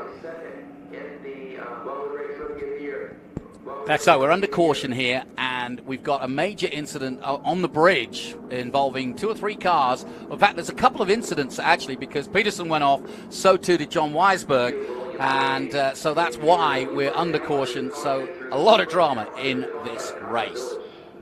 We were talking about now with 7 laps left to go, do we get that 4-lap shootout, a 3-lap shootout? But I mean, the safety crew here is so good that I think that they'll have these guys up and removed. And when you ask the question, Jonathan, as a driver, you can only do what is given to you, whether it's going to be a 4-lap or a 3-lap or whatever. If it's a green, white checker or anything of that nature, you're just sitting there, no matter where you are, trying to come up with a plan to be able to pass the guy in front of you. It doesn't matter if you're in 2nd going for 1st, or if you're in 5th, you want to move up a couple of positions. You've sized the guy up that's in front of you. You see where the strengths are. You've probably had a restart or 2 too, where you get to see how they are at restarts. So for me, I was always trying to figure out what I need to do. But the most important thing is you guys can't get out of line before you get the green flag and yes, jump. That's important. Yeah, so, it's very interesting. I was watching Cruz on that last restart. He was getting closer and closer, but he was dragging the brake because I saw the brake lights come on. So he's on the gas and trying to get that thing popped out. But, it's the timing of the whole thing, isn't it? Yeah, the rule here where you can't pull out a line before start-finish really kind of ties your hands a bit, and you can't make a move until after that start-finish line. And but that being said, to your point, the restarts are a prime time to make up spots here. It's really difficult to pass in these cars, I feel like anyway, when you're at speed. So these restarts, everybody's trying to capitalize on them. Well, I could tell from what I'm looking at from above on the drone that David Hoots wants to go green again. He's a former NASCAR guy. He knows all about the show, and he will want this race to finish under green if he can make it happen and they can get everything cleared up. And that's why you're seeing a bunch of cars coming into the pit lane so that he can get the order again and that we can have a straight race from the leaders. And those leaders are Connor Zilic, Austin Green, and of course, right there with them, Brent Cruz, second place, our championship leader. So we're under caution here, and we are waiting for the resumption, and we hope it will come, and we'll get a sprint to the finish. Still clearing up the debris. Welcome back to MAV TV, and we are under caution, and we're hoping, we're all crossing our fingers here in the booth, that we get at least a sprint last lap to decide this race. I've got Tyler Casera and Scott Goodyear taking us through the action. And guys, this is the tense moment. It's make or break right now. Well, absolutely. And you asked about what you're ready to get when you're ready to get back to it. And the car is actually on the hook, the car that we just saw in the S's. So they can take that off anywhere around there. We may see green this time by. We'll wait to see what happens with the safety car lights there on the top. But irregardless, if we don't, we should have a 4 or 5 lap shootout. So that's going to be excellent to see. It looked like that was Caton and Sarche there in the S's that got together. Getting a report there was some spinning cars in front of them and maybe just got collected in it. So really unfortunate for them. And to kind of get back to Nunziata, I also received a report that he actually went off right here going down into the laces of the boot prior to that last caution. So that's what took him out. Well, I can also confirm that the 80 of Robert Noaker III, who also was up in the sharp end earlier on, was down in 31st place, but has retired the car. So too Doug Peterson, and as you saw, the 83 of Boris Sett Jr., all retired from this race. Big race of attrition, but a massive race for the championship. Scott and Tyler, I mean, here's another look. We've got a replay here. This is on board with Evan Slater. We should see what happens here. Yeah, a lot of cars up front there that actually side by side, just trying to make space in there. Big crash. Yeah, it looks like Caton there. Good job done by Slater. Slater gets into it a bit. Weisberg. Well, that's an awful sight from Slater's point of view because he was in a big crash at Detroit, and this is your first race back. The last thing you want to do is get into a big prang, but he hit the brakes hard and managed to slow the car down, but always scary. And you saw how he jigged out there, and he was blind to it until he came right across it. Yeah, it didn't look like he made too hard a contact, but no. I'm sure they're going to have to pull that car in. These TA2 cars are really sensitive on the front end, and you put a hole even the size of a baseball in it, and you lose the whole, all the downforce. So it's really tough. So we are behind the pace car in the closing stages of our Big Machine Vodka Spike Coolers TA2 series. It's round 10, 4 rounds to go in this championship. We head to St. Louis, then VIR, and then we finish off the season, as always, at COTA. And looking forward to what should be a real showdown. It's just got more and more interesting. If Zilic can hold this position, he will really help his chances of catching Brent Cruz in the run to COTA. But if Brent Cruz, on the other hand, finishes second, he's done a great job in very, very tough conditions. You know, it's very interesting because off to St. Louis, as you mentioned, for the next racetrack, you know, a bit of an unknown because it's that road course that's actually in the oval that the Indy cars run. So, I don't know, I've always had mixed results whenever I've gone to a new track. Sometimes you end up getting there and it all sits you and it works really well and you get it really well very quickly. And sometimes you walk away from there and go, man, what did I miss? You know what I'm saying? I always like that. That's always I feel like one of my strong suits, showing up to a track that nobody's been to. You know, nobody's got a notebook. You know, these guys have notebooks, right? You know, binders deep. And kind of like last year, we showed up to Charlotte, and it just played out that, you know, we were able to get it figured out first, and we were able to capitalize on it. Guys, I've just been informed, and I'll ask my race director and my racing driver. It's going to be a timed race. So we have on the clock 9 minutes and 30 seconds. How does that change your approach? Well, you instead of maybe 5, getting 4 laps left towards the end, you know, maybe you're going to turn around and get a couple. So they'll tell you from the pit lane exactly how many they think that you're going to get. You know, if we stay green right to the end, and they're going to tell you, they're still going to give you the white flag. Yep. And so you still know if you're getting close to somebody that you got to get it done this lap. That's good and bad, because sometimes you make it through, sometimes you see the white flag and cars don't make it all the way around. So we'll find out what happens. And Tyler, does it change your approach when it isn't for laps? It's for the, you know, basically the timing. You're watching the clock now. Well, I mean, it's still laps at the end of the day, right? I mean, your crew chief is working the time back to figure out. Like, I'm looking here at our pace car speed, you know, at a 3.5 minute lap. Mm-hmm. If they don't go green this time and they do one more lap, they're only going to have time for one more lap. Okay. So, well, there you go. That's exactly why you're here, Tyler. Thank you. But so, yeah, that's what you've got to do, you and your engineer, right? Yeah, and you definitely will approach the restart differently if you know you have 1 lap versus 2 or 3, right? You're going to defend harder probably if you have 1 lap versus 2 or 3, and you know. But at the end of the day, these guys are all just going 100%. Yeah, trying to get everything they can. I'll tell you who to watch: Nathan Hearn at this restart. It's going to be really interesting to see. He so needs a podium. He's had an up and down season. They try to steady him down a little bit. He went actually back over to England and did some driver training with you know, some big wigs over there, and they were saying to me, or his team were telling me, that he's got the speed. You can't dial in speed, but you can dial it out sometimes when sometimes you're a little too over aggressive. He's 21. He's here in the States trying to make a name for himself. He's a champion in Australia. He's got a lot of fans and a lot of people behind him. He chose not to go supercar racing, but come here to Trans Am, and that tells you how good this championship is. Yeah, to your point about being able to dial out, I mean, that's actually one of the things I feel like being, you know, at the sharp end of a Spec Miata field teaches you a lot about momentum and things. And, and when you get into these cars, it's you have to dial some of that out, and that's easier than trying to teach somebody to learn that in these cars. And so I feel like that's why you see a lot of these guys, like Connor Zilic, who's really good in Miatas, also really good here. He's great at everything he gets in, but you see a lot of those guys have success. Well, I thought we were going to get a green this time by, but they're obviously, because of that incident between the guardrails up there through the S, is probably still picking up some debris and what have you. The track has to be clean. I mean, as a race director, that's what we're standing up top always looking at. You're waiting for all the information there, and they are considering about doing a red, and that's what we're seeing right now. So we're going to finish under green, as we always should as far as the show is concerned.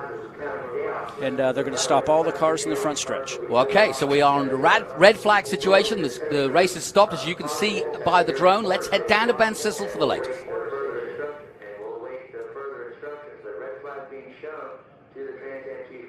Well, thank you, Jonathan. Here's what's happening. We were just over here with Tony Pirelli. You can see him there sitting by the wall. Stu, if you can get a shot. He's been on the track with John Claggett, with RC, with David Hoots, and the track, trying to figure out if we can work out the time, because we do go to lunch break. So if I understand this correctly, what they're doing is they're stopping the cars from going around so that the workers can safely clear the track. They're going to all stop right here under red flag conditions. This is a crazy one. Usually we stop them in pit lane, but if somebody can't get refired or restarted, it's a little bit downhill. But that's what's going on. So we've got Connor Zilic, Britt Cruz, Austin Green, Nathan Hearn, and Dylan McIvern, with Rafa and Adam Andretti behind them. This is going to be a crazy restart, gentlemen. I'm going to send it back up to you, and then I'm going to ask permission to go out on the track and talk to the drivers. Back to you, gentlemen.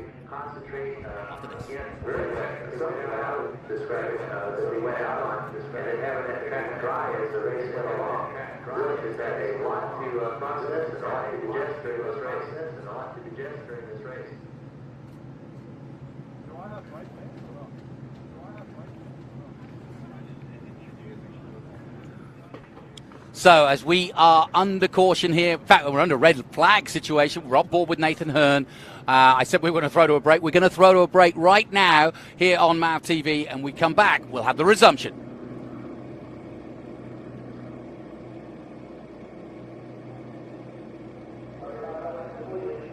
So then, guys, let me ask you a question. How does the car feel? You've got no fuel. You've got 2 laps. The cars are cooling down. The tires are cooling down. The brakes are cooling down. What do you do? I'm going to turn around and look at the Trans Am expert sitting beside me. I know in a single-seater it's a little bit different, but right now these things are horses to travel with when you guys are pushing them. And I'm used to a downforce car, which you can smoothly finesse, and I don't turn the steering wheel near as much as you guys do. Yeah, these cars are a handful on cold tires for sure, but I don't know that it's going to be a true cold tire kind of situation. No. You're going to have a lap to get things back up to temp, and I don't think we're going to see much different here. I think you just go for it. It's kind of like driving in the rain, right? You got to remember everybody is in the same situation. Right. Everybody's cars are sitting on the front straightaway here, cooling off. And even if you feel like you might not have as much grip going into turn 1, like everybody is going to be in the same boat. So what's your biggest worry then? Let me put it a different way. What are you worried about as you go on the restart? Brakes or tires? No, it's not brakes. It's definitely going to be lateral grip. You know, making sure that you're able to get through the corner with the same kind of speed and pace that you were before. But these cars they slide around a lot, but they're pretty forgiving. Like you can really get the car sideways, and there are some race cars that have a tendency to be snappy. Or snap oversteer, and these cars are really kind of floaty in a sense. They're a lot like a Spec Miata, where you can really get them sideways and slide it. Well, thanks, guys. You're getting the very interesting insight of Tyler Casero, one of our top drivers in the series. Not in a car. Find him one, please. Get him some sponsorship. We need him back. And Scott Goodyear, of course. And we are waiting for the resumption, which we think will be a 2-lap sprint. We welcome our viewers on MAV TV back to our live coverage of the race. But as you can see, we're stuck on the front straight at the moment under red flag conditions, but we're expecting a restart with a quick sprint to the finish. Let's head down to Ben Sissel for the latest.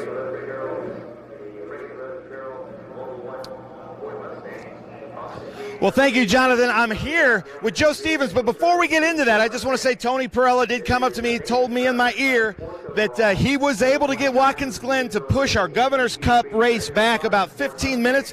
That comes up next after the lunch break. So it looks like he said we're going to give the drivers one more shot. It's up to them to finish it under green. I'm with Joe Stevens. Nathan Hearn is currently in 4th.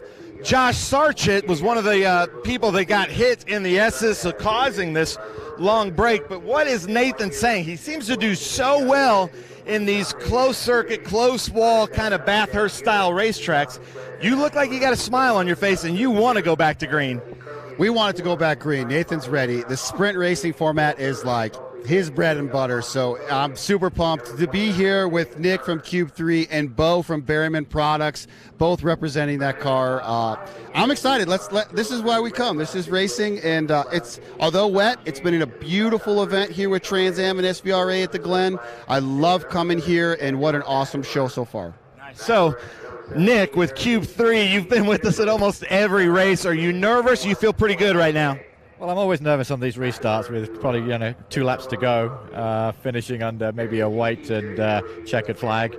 It's a tough field at the top there with Connor leading, Brent in second. But we're going to make the move, see what happens. And not to mention, you've got Dylan McIvern behind you, Rafa Matos, Adam Andretti. There's no gimmies out here in the Big Machine Vodka Spike Coolers TA2 series. And then Bo from Berryman, you look super calm, man. Oh, we've been with this team for a long time. I know Nick and I know Joe. We're all ready to make this push here at the end. So we've got a good car. We've got a great driver. We're ready for this green flag.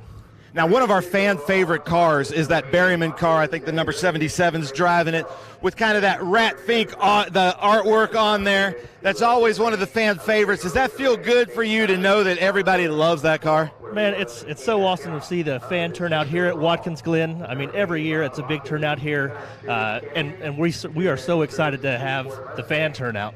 So that livery is just, it's special, so it's great to see people like it. And I love it. Nick, Bo, thank you so much for your support, because without your support, we wouldn't have these shows and we wouldn't be able to do this like we do. So thank you so much. Sponsors are so important in motorsports. You can see they're still lined up. They're going to get this thing cleaned up. Jonathan, back up to you in the booth. Thanks, Ben. I love it. Getting them all lined up. wouldn't see that in IndyCar or Formula One, would you? I love Trans Am. We're talking, of course, about this man, Nathan Hearn. You can see from his body language, even though he's not moving much, he's just pensively thinking about the restart. And concentration now is key because he knows what's in front and what's behind. And Tyler, this is no time for making mistakes, is it? No, it's not. With the 2 or 3 laps that we're going to have to under green, there's, if there was 1 lap to go, there's desperation throughout the field, and there's Hail Marys left and right. But with 2 or 3 laps to go, I expect we'll be pretty clean under the restart, but then, we'll see how that last lap shakes out. And Scott, if you were Nathan Hearn, you've won here at this track, and you know now the situation of a projection of 2, maybe 3 laps. Where would you make and when would you make that move for the podium? Well, first off, I think you got to try and get one done going into one, because you want to get yourself past so the other 2 guys don't get too far away.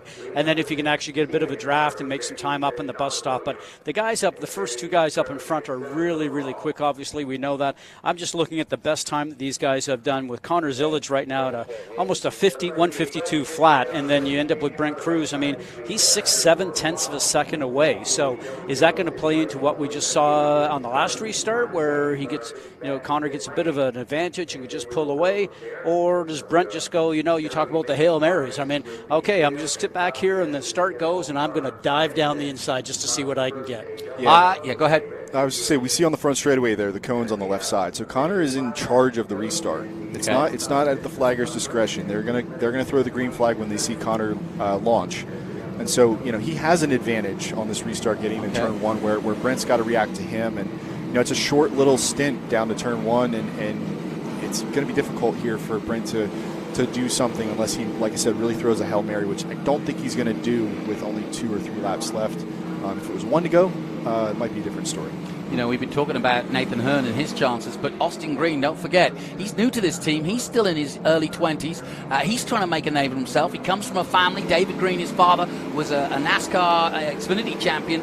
And so this is a real breakout moment for this young kid who came to racing quite late. He did a lot of karting, but the 22-year-old Austin Green, what a day for him if he can make this happen.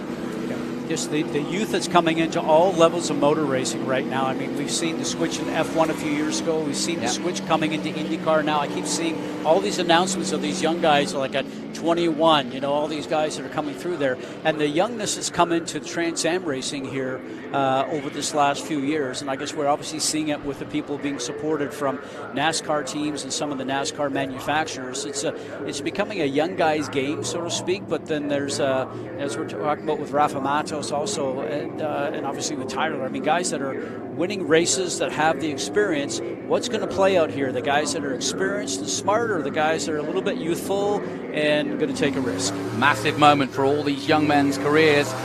These are the days where you really make a name for yourself. The Watkins Glen iconic circuit. We've been racing here since the mid-50s, and of course racing started here back in 1948 down in the village, and we did a reenactment earlier in the weekend. Some 30,000 people coming to that. But this is the big highlight of the weekend, the TA2. It'll be interesting to see on the restart what happens up in the S's. I saw quite a bit of Speedy Dry still laying down on the inside, right where you want to put the car. And I don't know that it's going to cause an issue from a grip perspective, but visibility for anybody really behind probably the first 5 could be a bit clouded. Out of the motor toe down towards the heel of the boot, the famous boot. And we are going to go green at the end of this lap. You can see the lights are off on the safety car. You mentioned about the oil dry that's through the S's. I mean, the S's here remind me sort of like the kink at Road America. It's really best done single file. And as we saw there before, running 2x2 sometimes just doesn't work. And so all these guys are going to have to be patient with that and just get out through their single file. And then if you got a car to do it, and get a draft and then get somebody going into the bus stop. But that 2x2 just doesn't seem to be working. Yeah, you're flat out from turn 1 all the way to the bus stop through the S's. You're on the edge like you are in the kink, using all the track left to right. So there's really not much room for error carrying as much speed as you need to. Well, at least you guys can bounce door hand to door hand. Open wheel cars doesn't work all that well. Well, the weight of the world is on the 17-year-old shoulders of young Connor Zillage for Silver Hair Racing. Maurice Hull and his wife gave him a great opportunity. He loves racing for this team. He loves winning for this team. He's done that already this season on several occasions. Can he do it again here at Watkins Glen? The green flag waves, we're away, and this is the sprint to the finish here. Zilic gets a good start, but Brent Cruz already looking for a way past. Austin Green still third, Nathan Hearn going wide, but now slotting into position. Dylan McAburn, everybody in position, but out goes wide Austin Green. He got pushed out wide again, and here comes Nathan Hearn. Hearn makes it to third. Great stuff by the Aussie. Wake up if you're not already in Australia, because Nathan Hearn is doing the business. Back comes Green at him though. Oh, side by side, guys, this is fantastic. It's amazing, but Connor Zilic again just gets that little bit of a jump by the curb. So it's interesting to see in turn one how he's able to go in there, even on the cooler tires. His braking is amazing getting into there. Yeah, and Austin Green got up on the exit curve of 1 and lost his drive, and that's what gave Nathan Hearn the ability to get up there beside him. Looks like he made it by going into the bus stop, and he's up to P3. Zilic doing a great start, though, and just doing enough to get away from Brent Cruz. Brent Cruz, though, is thinking with one eye surely on the championship at this point. He doesn't want to lose a place, but he doesn't want to try and necessarily do anything untoward to Zilic or take both of them out. He'll be happy with second, I would have thought. But then again, I'm not a racing driver. If the opportunity's there, you're going to take it. But as we talked about a second ago, Connor Zilic just seems to have the car. He can find that 2 or 3 tenths, sometimes 5 tenths a lap, going quicker if he needs to. So it's going to be very tough here for Cruz to be, obviously, with his lead he's getting, to even make a dent on it. Well, Nathan Hearn's now got his eyes on young 15-year-old Brent Cruz. And look at him, the young 21-year-old Australian in the number 29, Cube 3. Cube 3 have been very, very calm and backing this young man, but now he needs to get the results. And if he could get a scout that is the championship leader, and I think the man who's going to go on and win the 2023 championship for Franklin Road and for Nitro Motorsports, Brent Cruz, Nathan Hearn's opportunity is now, right now, at the white flag, last lap. Here we go. Can Austin Green come back? Can Nathan Hearn get Brent Cruz? Or will Zilic march away with another victory here? Because Brent Cruz is losing time as he defends from Nathan Hearn. I think Brent struggled a little bit on the restart with his car. It didn't look like his car was handling very well, but here in the last couple of corners, it looks like it's settled down, and he's found the pace here to stay ahead of Nathan. Tense times. This is really good. Last lap then, and we're coming down to the nitty-gritty. It's been an amazing season for Connor Zilic. He's had a brilliant win at both Detroit and Nashville. Those on the streets, 3 wins in all, because he also won at Atlanta. This will make it 4, but it's not over yet. A mistake could happen, but the way Zilic is driving for Silver Hair, I don't see it happening. But Nathan Hearn could be the man to take second place if he can get alongside Brent Cruz, and we're about to find out if he can. He's got a couple more opportunities, one getting into the toe of the boot here, this next corner, and then the corner following that. And then from there, it's going to be really difficult for him to make a move. Yeah, what he doesn't want to do is do anything silly now. There he comes!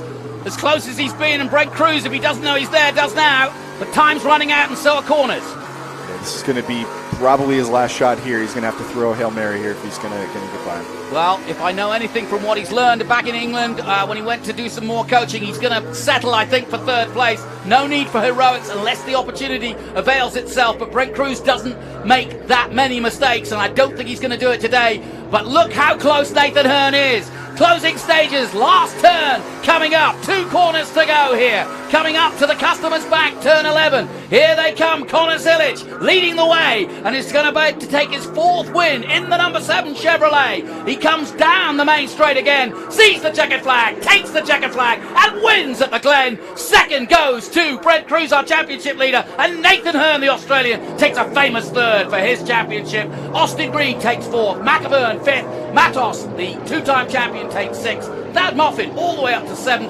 Andretti 8th, Durbin 9th, and Keith Prochak. Drama at the very last corner as Prochak involved, the 42 involved of Parker DeLong, also Ben Mayer in the 75 involved, and it looked like maybe Jim Gallagher. What drama indeed, guys.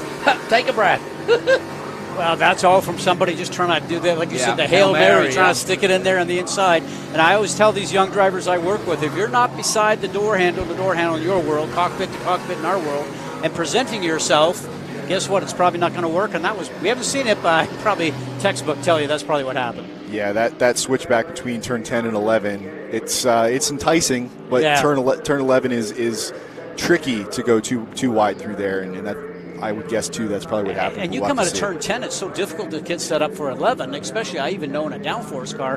And these things here, I mean, it's you got to be carrying all that weight from one end to the other. Yeah, got to be difficult. Well, what a great season it's turning out for Connor Zilic. As I keep mentioning his age, but it belies his skill level at just 17. A 7th at Sebring in round 1, 4th at NOLA, a win at Atlanta, his first of the Trans Am Series. He then went to Lime Rock, took 4th there, had a bad day to Detroit in race 1, took 24th there, but then bounced back brilliantly from the back and won the second of the doubleheader at Detroit. Mid-Ohio, 32nd. That was his worst day of the year. Road America, 16th, not a good one either. Then bounced back with a plume at Nashville with a win from the back again. This time, though, he did it from the front, and he really does deserve the accolades for what he's achieving here for Morris Hull and his silver hair team. Well done, Connor Zilic. He takes the win here at Watkins Glen, and one I think you'll remember for a long time to come. Well, at such an iconic racetrack, as we talked about earlier on. I mean, this track, and Tyler, you and I were talking about this track here and Road America really are 2 tracks that I think are on the world stage, along with all the European racetracks you go to that we've had a chance to run on. So I just know this racetrack is one of my favorite. You're so lucky; it's your home racetrack. Yeah, we're super lucky there for sure.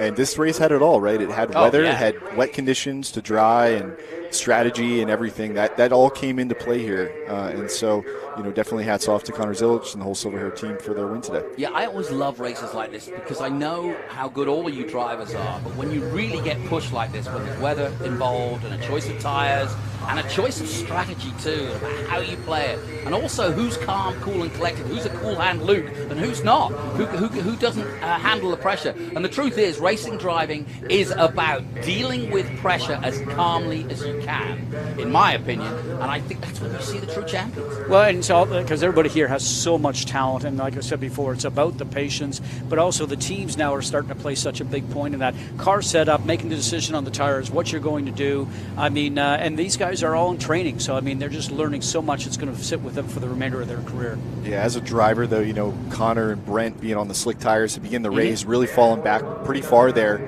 20 seconds behind the leader, not getting impatient, knowing that they were going to have the right tires and the right car at the end. I mean, obviously, it's paid off for these guys. Yeah. No doubt they're hearing that in the radio, but you still, and you understand it, I understand it. They tell you something on the radio, but you're not always listening. It kills you to see them driving by you. Yeah.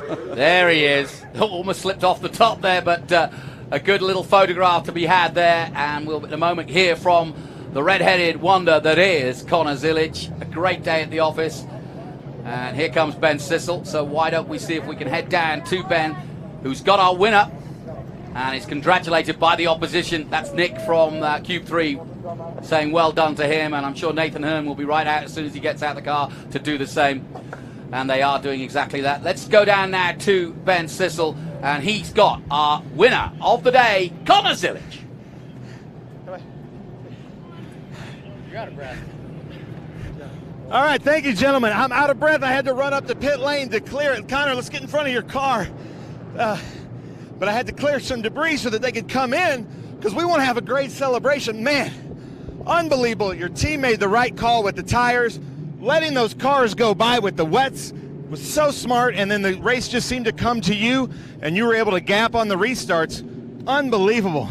Yeah, thank you. We knew, I mean, we came up to the grid on slicks, and everyone was kind of trying to decide what they wanted, but everyone on my team seemed pretty confident with the slicks, and kind of just left it in my hands. So I had to go out there and execute and do my job, and that's what the team told me. And I knew I'd have a car capable of it, which I did. Silver Hair Racing brought me an awesome race car and made my job really easy. So those last few restarts were definitely a little hairy. I was getting nervous at times, but I know Brent's a really respectful driver, and he's not going to do anything to take me out of the race. He's really smart, and I've raced with him a bunch. So we have a lot of respect for each other, and good job to him and Nathan on their finishes as well. Just so thankful for Maurice and Laura Hull and everyone at Silver Hair Racing. Chevrolet, I had a bad fast Chevy, so that's always good, and looking forward to the rest of the season. And congratulations. And he was talking about Brent Cruz. They've been racing together since they were like 4 or 5 years old. In fact, at almost all the races we go to, I see them at the concession stand together, getting ice cream together. Speaking of Brent Cruz, who's currently in the lead in the championship points, so this is kind of a great championship run for you. Because I know Connor's hunting you down, but if you can't win, second's awesome. Was that your strategy? Yeah, just had a super solid points day.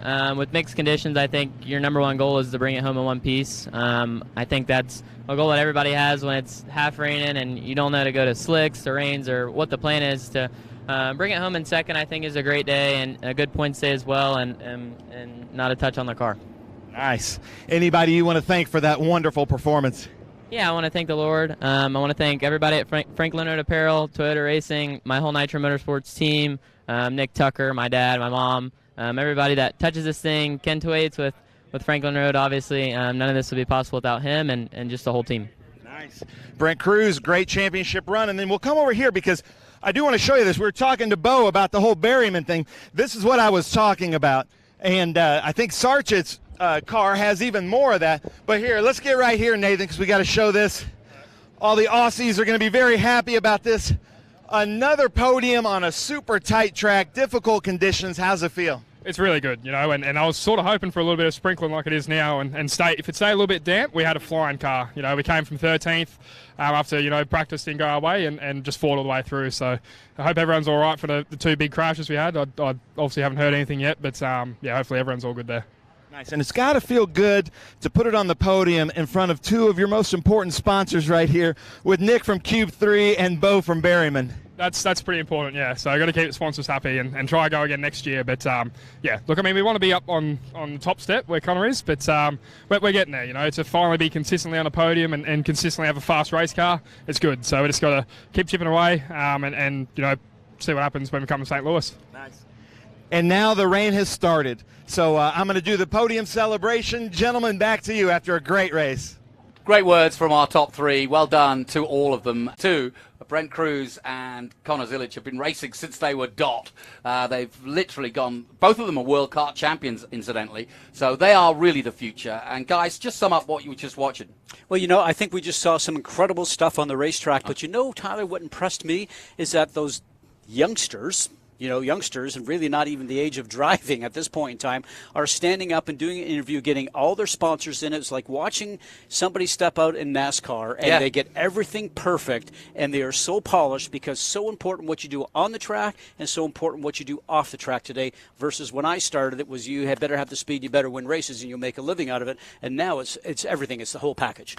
You've got to be a well-rounded individual, not just fast. Like you said, you got to have it all. And these guys, for sure, are the full package, and that's why they're going to end up going to the top someday very soon. Yeah, and when you say that, I mean, you and I mean, I'm a lot older than you, but, you know, you're working out, you're getting your laps in the car, and you're going to the gym. Now you're working out, you're getting your laps in the car, and you're going to the PR house to understand what you need to do in front of the camera. Well, thanks to Tyler Casera and Scott Goodyear. But what a race. What a experience. Let's take a look at some of the highlights. We got underway in wet conditions. You can see the wipers on, and then that meant some came in to change tyres. Connor Zilic at the front, Austin Green popping out there, Brent Cruz in the mix. Austin Green having one of the best races of his season, chasing down, and then crashes galore. Jay Buford getting together, Thomas Merrill, our champion, getting turned around. Also, Evan Slater and Anciata had problems. Lots of drama throughout this race. Zilic going wide, a massive crash, somehow avoided by Evan Slater just about. Then we had a red flag. We sat for 10-15 minutes, and then we had the sprint to decide it. Nathan Hearn was the man of the moment. He got past and got a podium, but no one could stop Connor Zilic. Wow, let's take a look then at the results. Connor Zilic gets his fourth win of the season for Silver Hair Racing and Chevrolet. Brent Cruz is second in the Ford Mustang for Franklin Road Mobile 1 and Intro Sports, and then Nathan Hearn for Cube 3 Berryman in the Ford Mustang takes third. Then it's Austin Green, Dylan McAvern, Rafa Matos takes sixth, Thad Moffitt in seventh, Adam Andretti in eighth position, Chris Durbin ninth, Keith Prochuk, well, he was involved in that incident at the end there, but he gets 10th position. Darren Mock takes 11th, then Gallagher, Bose, Abate. Welcome back to Michelle. She gets a good result, one of the best of the season. Doug Winston, 15th. Parker DeLong also involved in that crash at the end, but he does take 16th. Caleb Bacon, Luke Rumberg, Ty Young, Bruce Raymond, all coming 18th, 19th, and 20th. And further down, Ben Mayer, also involved in that incident right at the end there, is 21st. Then Phillips, Nesbitt, Goitberg, Rook, the local man, in 25th. Boris said Jr. in the end, 26, having run as high as 4th at one point. Doug Peterson retired, as did Weisberg, Sargé, and Evan Slater. A little further down, as you saw, our champion Thomas Merrill joining us in the booth, having had a crash early on. He had a spin and then was frustrated, as he admitted, and went out. And Buford likewise did not finish the race. So then, what about our cool move? Well, we got something really special for you this weekend, because the cool move can be an overtake. It can be, for Cool Shirt Systems, to win that shirt, a cool move of the race. Well, the coolest move of the race, by far, in our opinion, was this man. Watch this. This is a chance to see a bump start, which you very rarely see anywhere. But Pro Chuck couldn't get started, so what does Ty Young do? He gets behind him, and it's the old, here, mate, I'll give you a bump start. You just get the motor running, you get a little bit of a push, and that's enough. Drop the clutch, and away you go. That's our cool move. Well done, Ty Young. Great stuff. Looking down on the famous Watkins Glen podium, and in a moment we'll hear from our top three in all the categories. But what a great race that was. My thanks to Tyler Casera and to Scott Goodyear, as always, for their valuable time. Let's head down to Ben Sissel once again to bring us our podium. Here we go. All right. You're just coming through on the hat toss here. Jonathan Scott, what a great job. The Trans Am Series presented by Pirelli at Watkins Glen International. Let's hear it, ladies and gentlemen. What a race. Unbelievable. The Big Machine Vodka Spike Coolers TA2 Series never disappoints, and especially at Watkins Glen International. So here's what we're going to do. We're going to start the celebration. We need everybody to be loud. We're going to throw out some hats also. So the louder you are, the more hats we throw out. TA2 Pro-Am. This is a highly contested little championship inside of the championship. So in first place, Pro-Am, get loud, New York, Empire State, the number 25, Chris Durbin.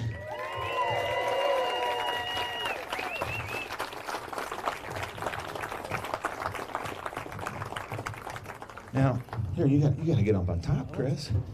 Now, Chris, I got to say, at Grid, your car looked beautiful. Well, if you were a Concord judge, what kind of marks would you get now? Maybe a 2. A 2. Nice, yeah, little squiggly bits there. And some of that will buff out, I'm sure. How was your race out there? A nice job. Race was good. We had to start in the back because of some stuff early on, but we went on dries, and it was a little sketchy to start with. Anyone who went on dries knows that, but thanks to my Flying Wrenches crew, AMSOIL, all the sponsors, PME Engines, Howe, just a pretty awesome day. And we got in the top 10. And we got in the top 10, he said. But I got one more question for you. Flying wrenches, does that mean they're really quick with the wrenches, or does that mean the wrenches come flying like projectiles? Yes. Yes, I like it. Let's hear it, ladies and gentlemen. Chris Durbin, top 10 overall. But first in Pro-Am, congratulations. Beautiful car. I'm sure that'll buff out before the next round. Oh, yeah. Okay, New York, come on in here, people. New York, get loud. One more time. Chris Durbin, that beautiful number 25 AMSOIL Chevrolet Camaro Howe chassis Flying Wrenches crew. Big Machine Vodka Spike Coolers TA2 Masters. He was with us on the podium, I believe it's Sebring. In the number 50, let's hear it for Bruce Nesbitt. Come on now, with Breakometer. Bruce Nesbitt is the knob with a brain. Let's hear, yeah, man, you gotta come up there. Masters. All right, Bruce Nesbitt. I like this. Yeah, the knob with the brain. Tell us about your race. Buy a Breakometer. You'll race like I do. Put rear brake on that rainy stuff. Thank you very much, Watkins Glen. What a lesson. Woo! I want to thank my wife, Joe, Paul, all the guys. You know, without the back story, none of this would happen for any of the drivers. So let's give all the crews a great hand. Nice. Let's hear it. Now, you said Watkins Glen, what a lesson. Does that mean we can truly teach old dogs new tricks? Yeah, well, I was here 23 years ago, and the track changed a little bit, and so did I figured that out. But I really, because we only had 2 laps the first practice and a few next, I said to Joe, the crew chief, I said, you know what, I just want to learn the track, and by God, I did.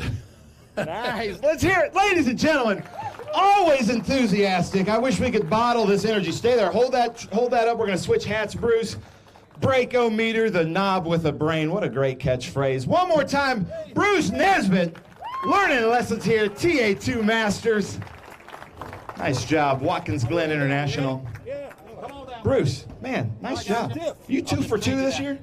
Pardon me? You 2 for 2 this year? 2 for 2. Sebring and Watkins Glen. No, I'm 82 years old. 82 years old, ladies and gentlemen. How about that? If that is not living the dream, right there, Bruce Nesbitt. Oh, and look at that. Oh, and he's got a better arm than we do. All right, now I need you guys to get really loud because we're going to start. The Big Machine Vodka Spike Coolers TA2 Series overall podium. Again, like I always have to say, this is provisional, but I didn't see anything out there super crazy. So, in 3rd place, all the way from Australia. It's like early in the morning there. Let's hear it. Nathan Hearn, Stevens Miller Racing, Cube 3, and Berryman Products.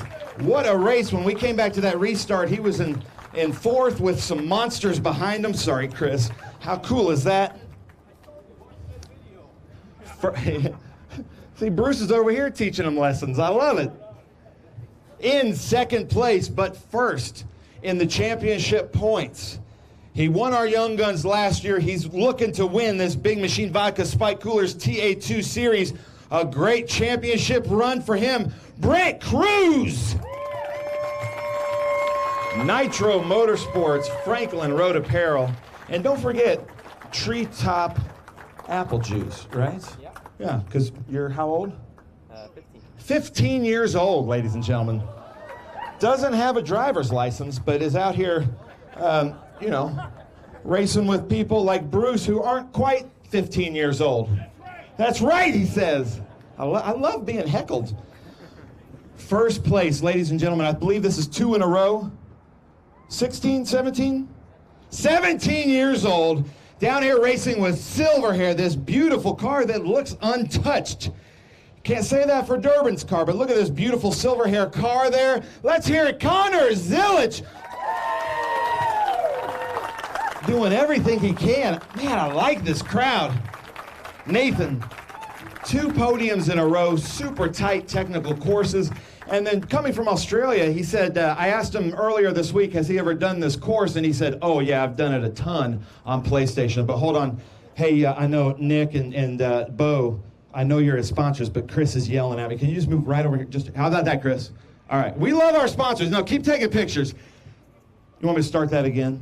Cube 3, Berryman Products, Nathan Hearn, 2 in a row here on the podium, a super tight courses. I asked you earlier this week if you've ever done this, and he says, loads on the PlayStation. And I've never heard a driver say, yeah, I've done this track on video games and think they did it, but nice job. Yeah, no, thank you. It's it's been a good year for us so far. Did you want me to hold it? Or? No, I got it. Right. It's been a up and down year for us, and finally we're starting to find some momentum and sit in the podium consistently. At the start of the year, we were really quick and knocking on the door, but we sort of tapered off midway through. But it's great for Cube 3 and Berryman and Lickamolly and everyone on the car for and Stevens Miller Racing and Howe Racing as well. It's been a big year, and everyone took a bit of a gamble bringing me over here, so I'm just really glad we're getting some momentum for the end of the year and can finish it off strong and see if we can get this Rookie of the Year title at the end of the year. Nice. Anything you want to say to the Aussie fans? I don't think most of them are going to be awake yet. They'll probably watch on the post-produce, but thank you for all the support. It's a lot of people have been waking up at 1 a.m. to watch the racing, which is pretty cool, and without Australia I wouldn't be here today, so it's a bit of a dream come true. Marcus Ambrose was my mentor last year, so he had the really good, obviously, success here in NASCAR. So, not quite NASCAR yet, but it's good to, sort of follow his footsteps. Nice. Let's hear it, Nathan Hearn. Brent Cruz, what a great run. just start to finish, really nice. These two have been racing together since, what, you were 5 years old? Yep. They have ice cream together at almost every race. Really close friends until that green flag comes out. How was it out there? Yeah, I mean, we had a great number 70 Nitro Motorsports Franklin Underpale race car today. We didn't have enough for the 7, but a second place is always something to be happy about. Just wanted to get through the whole race. Basically, was the number 1 goal to start. Having it rain and then start on slicks was pretty much a gamble for us. I think we switched 3 or 4 times, so could never make up our mind, and we actually made the right decision. So just want to thank everybody at Nitro Motorsports, Nick Tucker, and my whole family. Nice. Let's hear it, Brent Cruz. And now, Watkins Glen, I cannot say this enough. There is a very good chance, if I were a gambling person, I would put a lot of money on these 3 gentlemen are going to be up here on these steps on Saturdays and Sundays here at Watkins Glen in other series. So make sure you meet them and get their autographs after this, because we've got Toyota contract was just signed by Brent Cruz, going to be racing in that series with Toyota. And then with Chevrolet here, we've got Connor Zillage. So make sure you talk to these guys after this race, because they're going to be back here racing, I'm sure, on Saturdays and Sundays. Connor, unbelievable race. You were able to gap them. The car had to feel really good. Tell us about it. Yeah, I did have a really good car. You know, Silverhair Racing, they've worked really hard the past few months to put us in this position and give me these cars to go out here and win races. And today was a tougher one for sure. The weather conditions, as easy as it might have looked, that was, the first 20 minutes of that race was really, really tough as a driver. Just understanding the limit when you're on slick tires in the rain, driving 20 seconds off the pace. So, thank you to Silverhair Racing for giving me an awesome car. Maurice and Laura Hull, they've taken a chance on me and given me this opportunity to come out here and drive these cars. So thank you to them, and thank you to the entire team. They worked so hard for me, and I had a bad, fast Chevy and made my job easy. So, thankful to be able to drive these race cars, and hopefully we can finish out the year strong and maybe make a run for the championship. Nice. All right. You know how I love the awkward questions. Last race, you started from the back and finished first. This race, you started from first and finished first. Which do you prefer? The more fun one is starting from the back, but if I could start up... Maurice, Laura, which one do you prefer? They like to start from the first. Finishing first from last was more fun, but I don't like starting last. That's not... I don't want to do that anymore. So we'll hopefully be starting from the front a few more times this year. Nice. I love it. How about that, ladies and gentlemen? Watkins Glen International. Get loud. Come on now. Last chance. Nathan Hearn, Brent Cruz, Connor Zillage.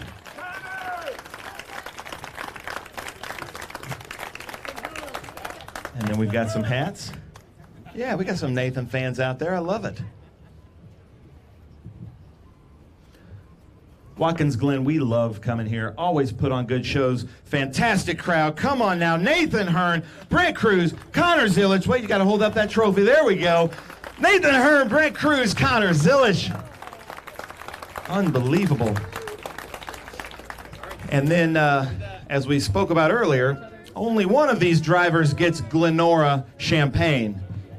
The rest get applesauce. Oh, man.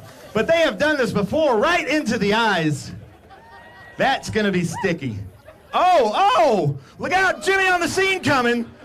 Oh, that's a, oh. Hey, Jimmy, I think Connor's probably faster than you. All right, Connor, you're going to kind of stay close by. You got, oh, man, look at this. It's like a sneak attack up here. Nice job, guys. But Connor, stick around. Lady, oh yeah, yeah, over here, anywhere. You might want to wipe your eyes. I'm good. The cool shirt, cool move of the race. I don't know if any of you saw it, but we had to bring the cars in for a red flag. Ty Young, who may have the sexiest voice in motorsports, he had to push his teammate. He put himself out of position to push his teammate Keith Prochuk so that he could bump start his own car down this hill. Probably cost him, let's say, 6 to 8 positions, but to bring his friend, his comrade, his teammate back into the race, to me, that's probably the coolest move I've seen all year. Let's hear it. Ty Young, Wealth Management. You may have seen his commercials on Bloomberg. Come on up here, top step. And I was not kidding. I hope you haven't been shouting on the radio, because let's hear that sexy voice. tell you a funny story. So they're waving me over to the podium, right? And I've never been to the podium here before in Trans Am. And so I'm like, well, I'm just going to go to the truck. They're like, no. So finally I got back here. So anyway, the Ty J. Young Wealth Management, my Coke Ford Mustang was fantastic, far better than the driver. That's why I'm not used to being up here on the podium. But anyway, congratulations to Connor. Nice run today, and to Silver Hair. And Keith was stalled there. He couldn't get it going. I was right there behind him, gave him a push. Cost me a few positions, but my buddy's back in the race, and that's what it's all about to me, racing out here with friends. I love this series. Nice. How about that, ladies and gentlemen? Ty Young. Thank you, sir. You can't take that Happy Gilmore check home, though. But I will tell you this. Hey, you ever want to do some voiceovers? I can pay you like $20 for each voiceover you do for us. You got a deal. I'll do it. Nice. You heard that right here. Got a deal. All right. The Omo Legato. Fastest lap, fastest times. He gets another Omo Legato watch. Connor Zilic. Ladies and gentlemen, how about that? He is collecting these Omo Legato watches, beautiful watches and timepieces given out each race in the Big Machine Vodka TA2 series. Thank you very much. Connor, nice job, man. Unbelievable. We got to go get more ice cream, though. All right, so, ladies and gentlemen, that does it here for the Trans Am series presented by Pirelli, the Big Machine Vodka Spike Coolers TA2 series. We love coming here. We will be back here again next year, about the same time of year, so make sure you come out. Thank you for staying tuned. Now go out there for the fan walk for the Governor's Cup, and thank you. Can't wait to see you guys again next year. Great stuff, Ben Sissel, rounding out the podium at Winner's Circle. But what a day, folks. I tell you, these are the days you remember and why you love motorsport. If you were tuning in, it doesn't get any better than that. The birthplace of road racing in America, Watkins Glen from 48 to 2023. Young guns going at it in tough conditions, the toughest you can imagine, starting in the wet, coming in potentially to change to wets or to dries, or in the case of Zilic, making the right decision, and just pure, utter great racing. Well done to Nathan Hearn. Well done to Brent Cruz, and well done to our winner again, his fourth of the season, Connor Zilic. Join us next time as we head to St. Louis next time. Bye-bye for now.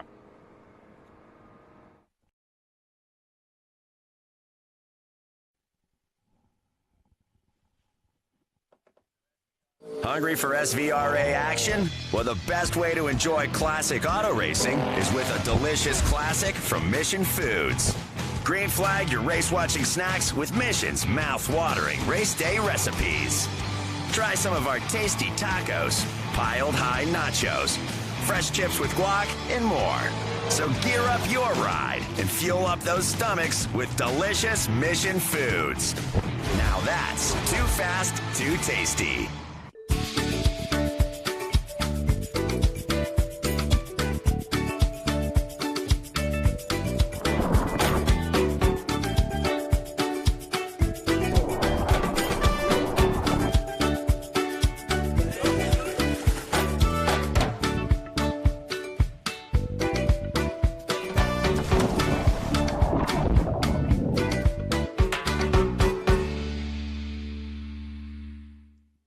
For low to medium volume production parts and full assemblies, utilizing the latest manufacturing technology and automation, which 3D continually invest in. We are able to deliver high quality parts rather than empty promises.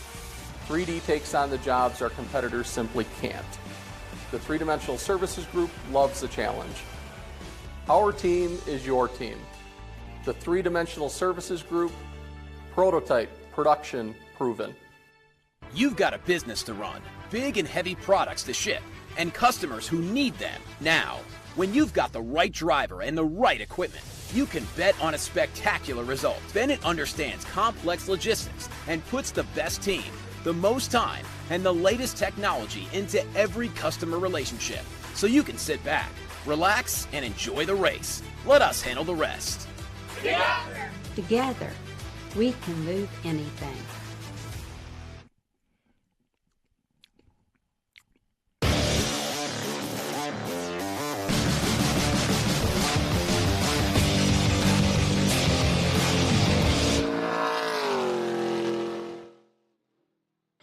I'm Richard Petty, and you might say I've had a fairly successful driving career. And you know the secret of my success? Having a good support team around me when I need it. Whether you're a route driver, over-the-road trucker, or you're interested in driving special purpose vehicles, Clean Harbors is the kind of place where you can build a long driving career.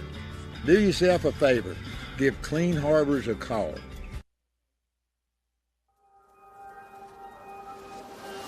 How good is this? Look at this view from Losowski. It brings all my fans, it brings the audience into the car with me. We turn 140-mile-an-hour entry speeds. The quickest and most efficient way for me to get information to my drivers is from using the V-Box HT2 system. Speed, endurance, desire. For 160 years, Motul has helped engines and drivers go faster, further, and stronger. Tested in the heat of battle, driven with passion, with one aim, to give you superior powertrain protection and performance. Motul.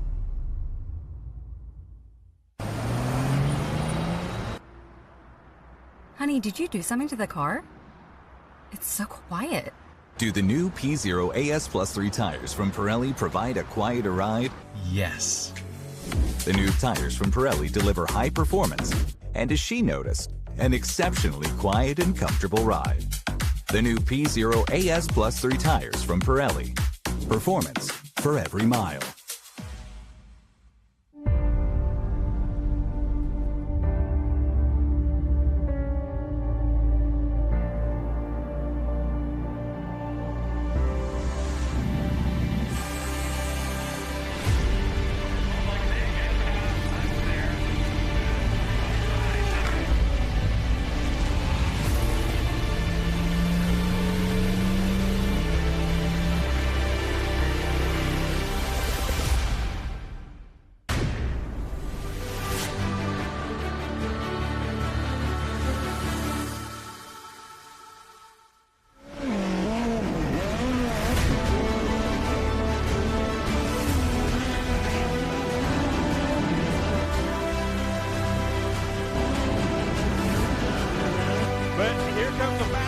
The checker flag, I believe it is.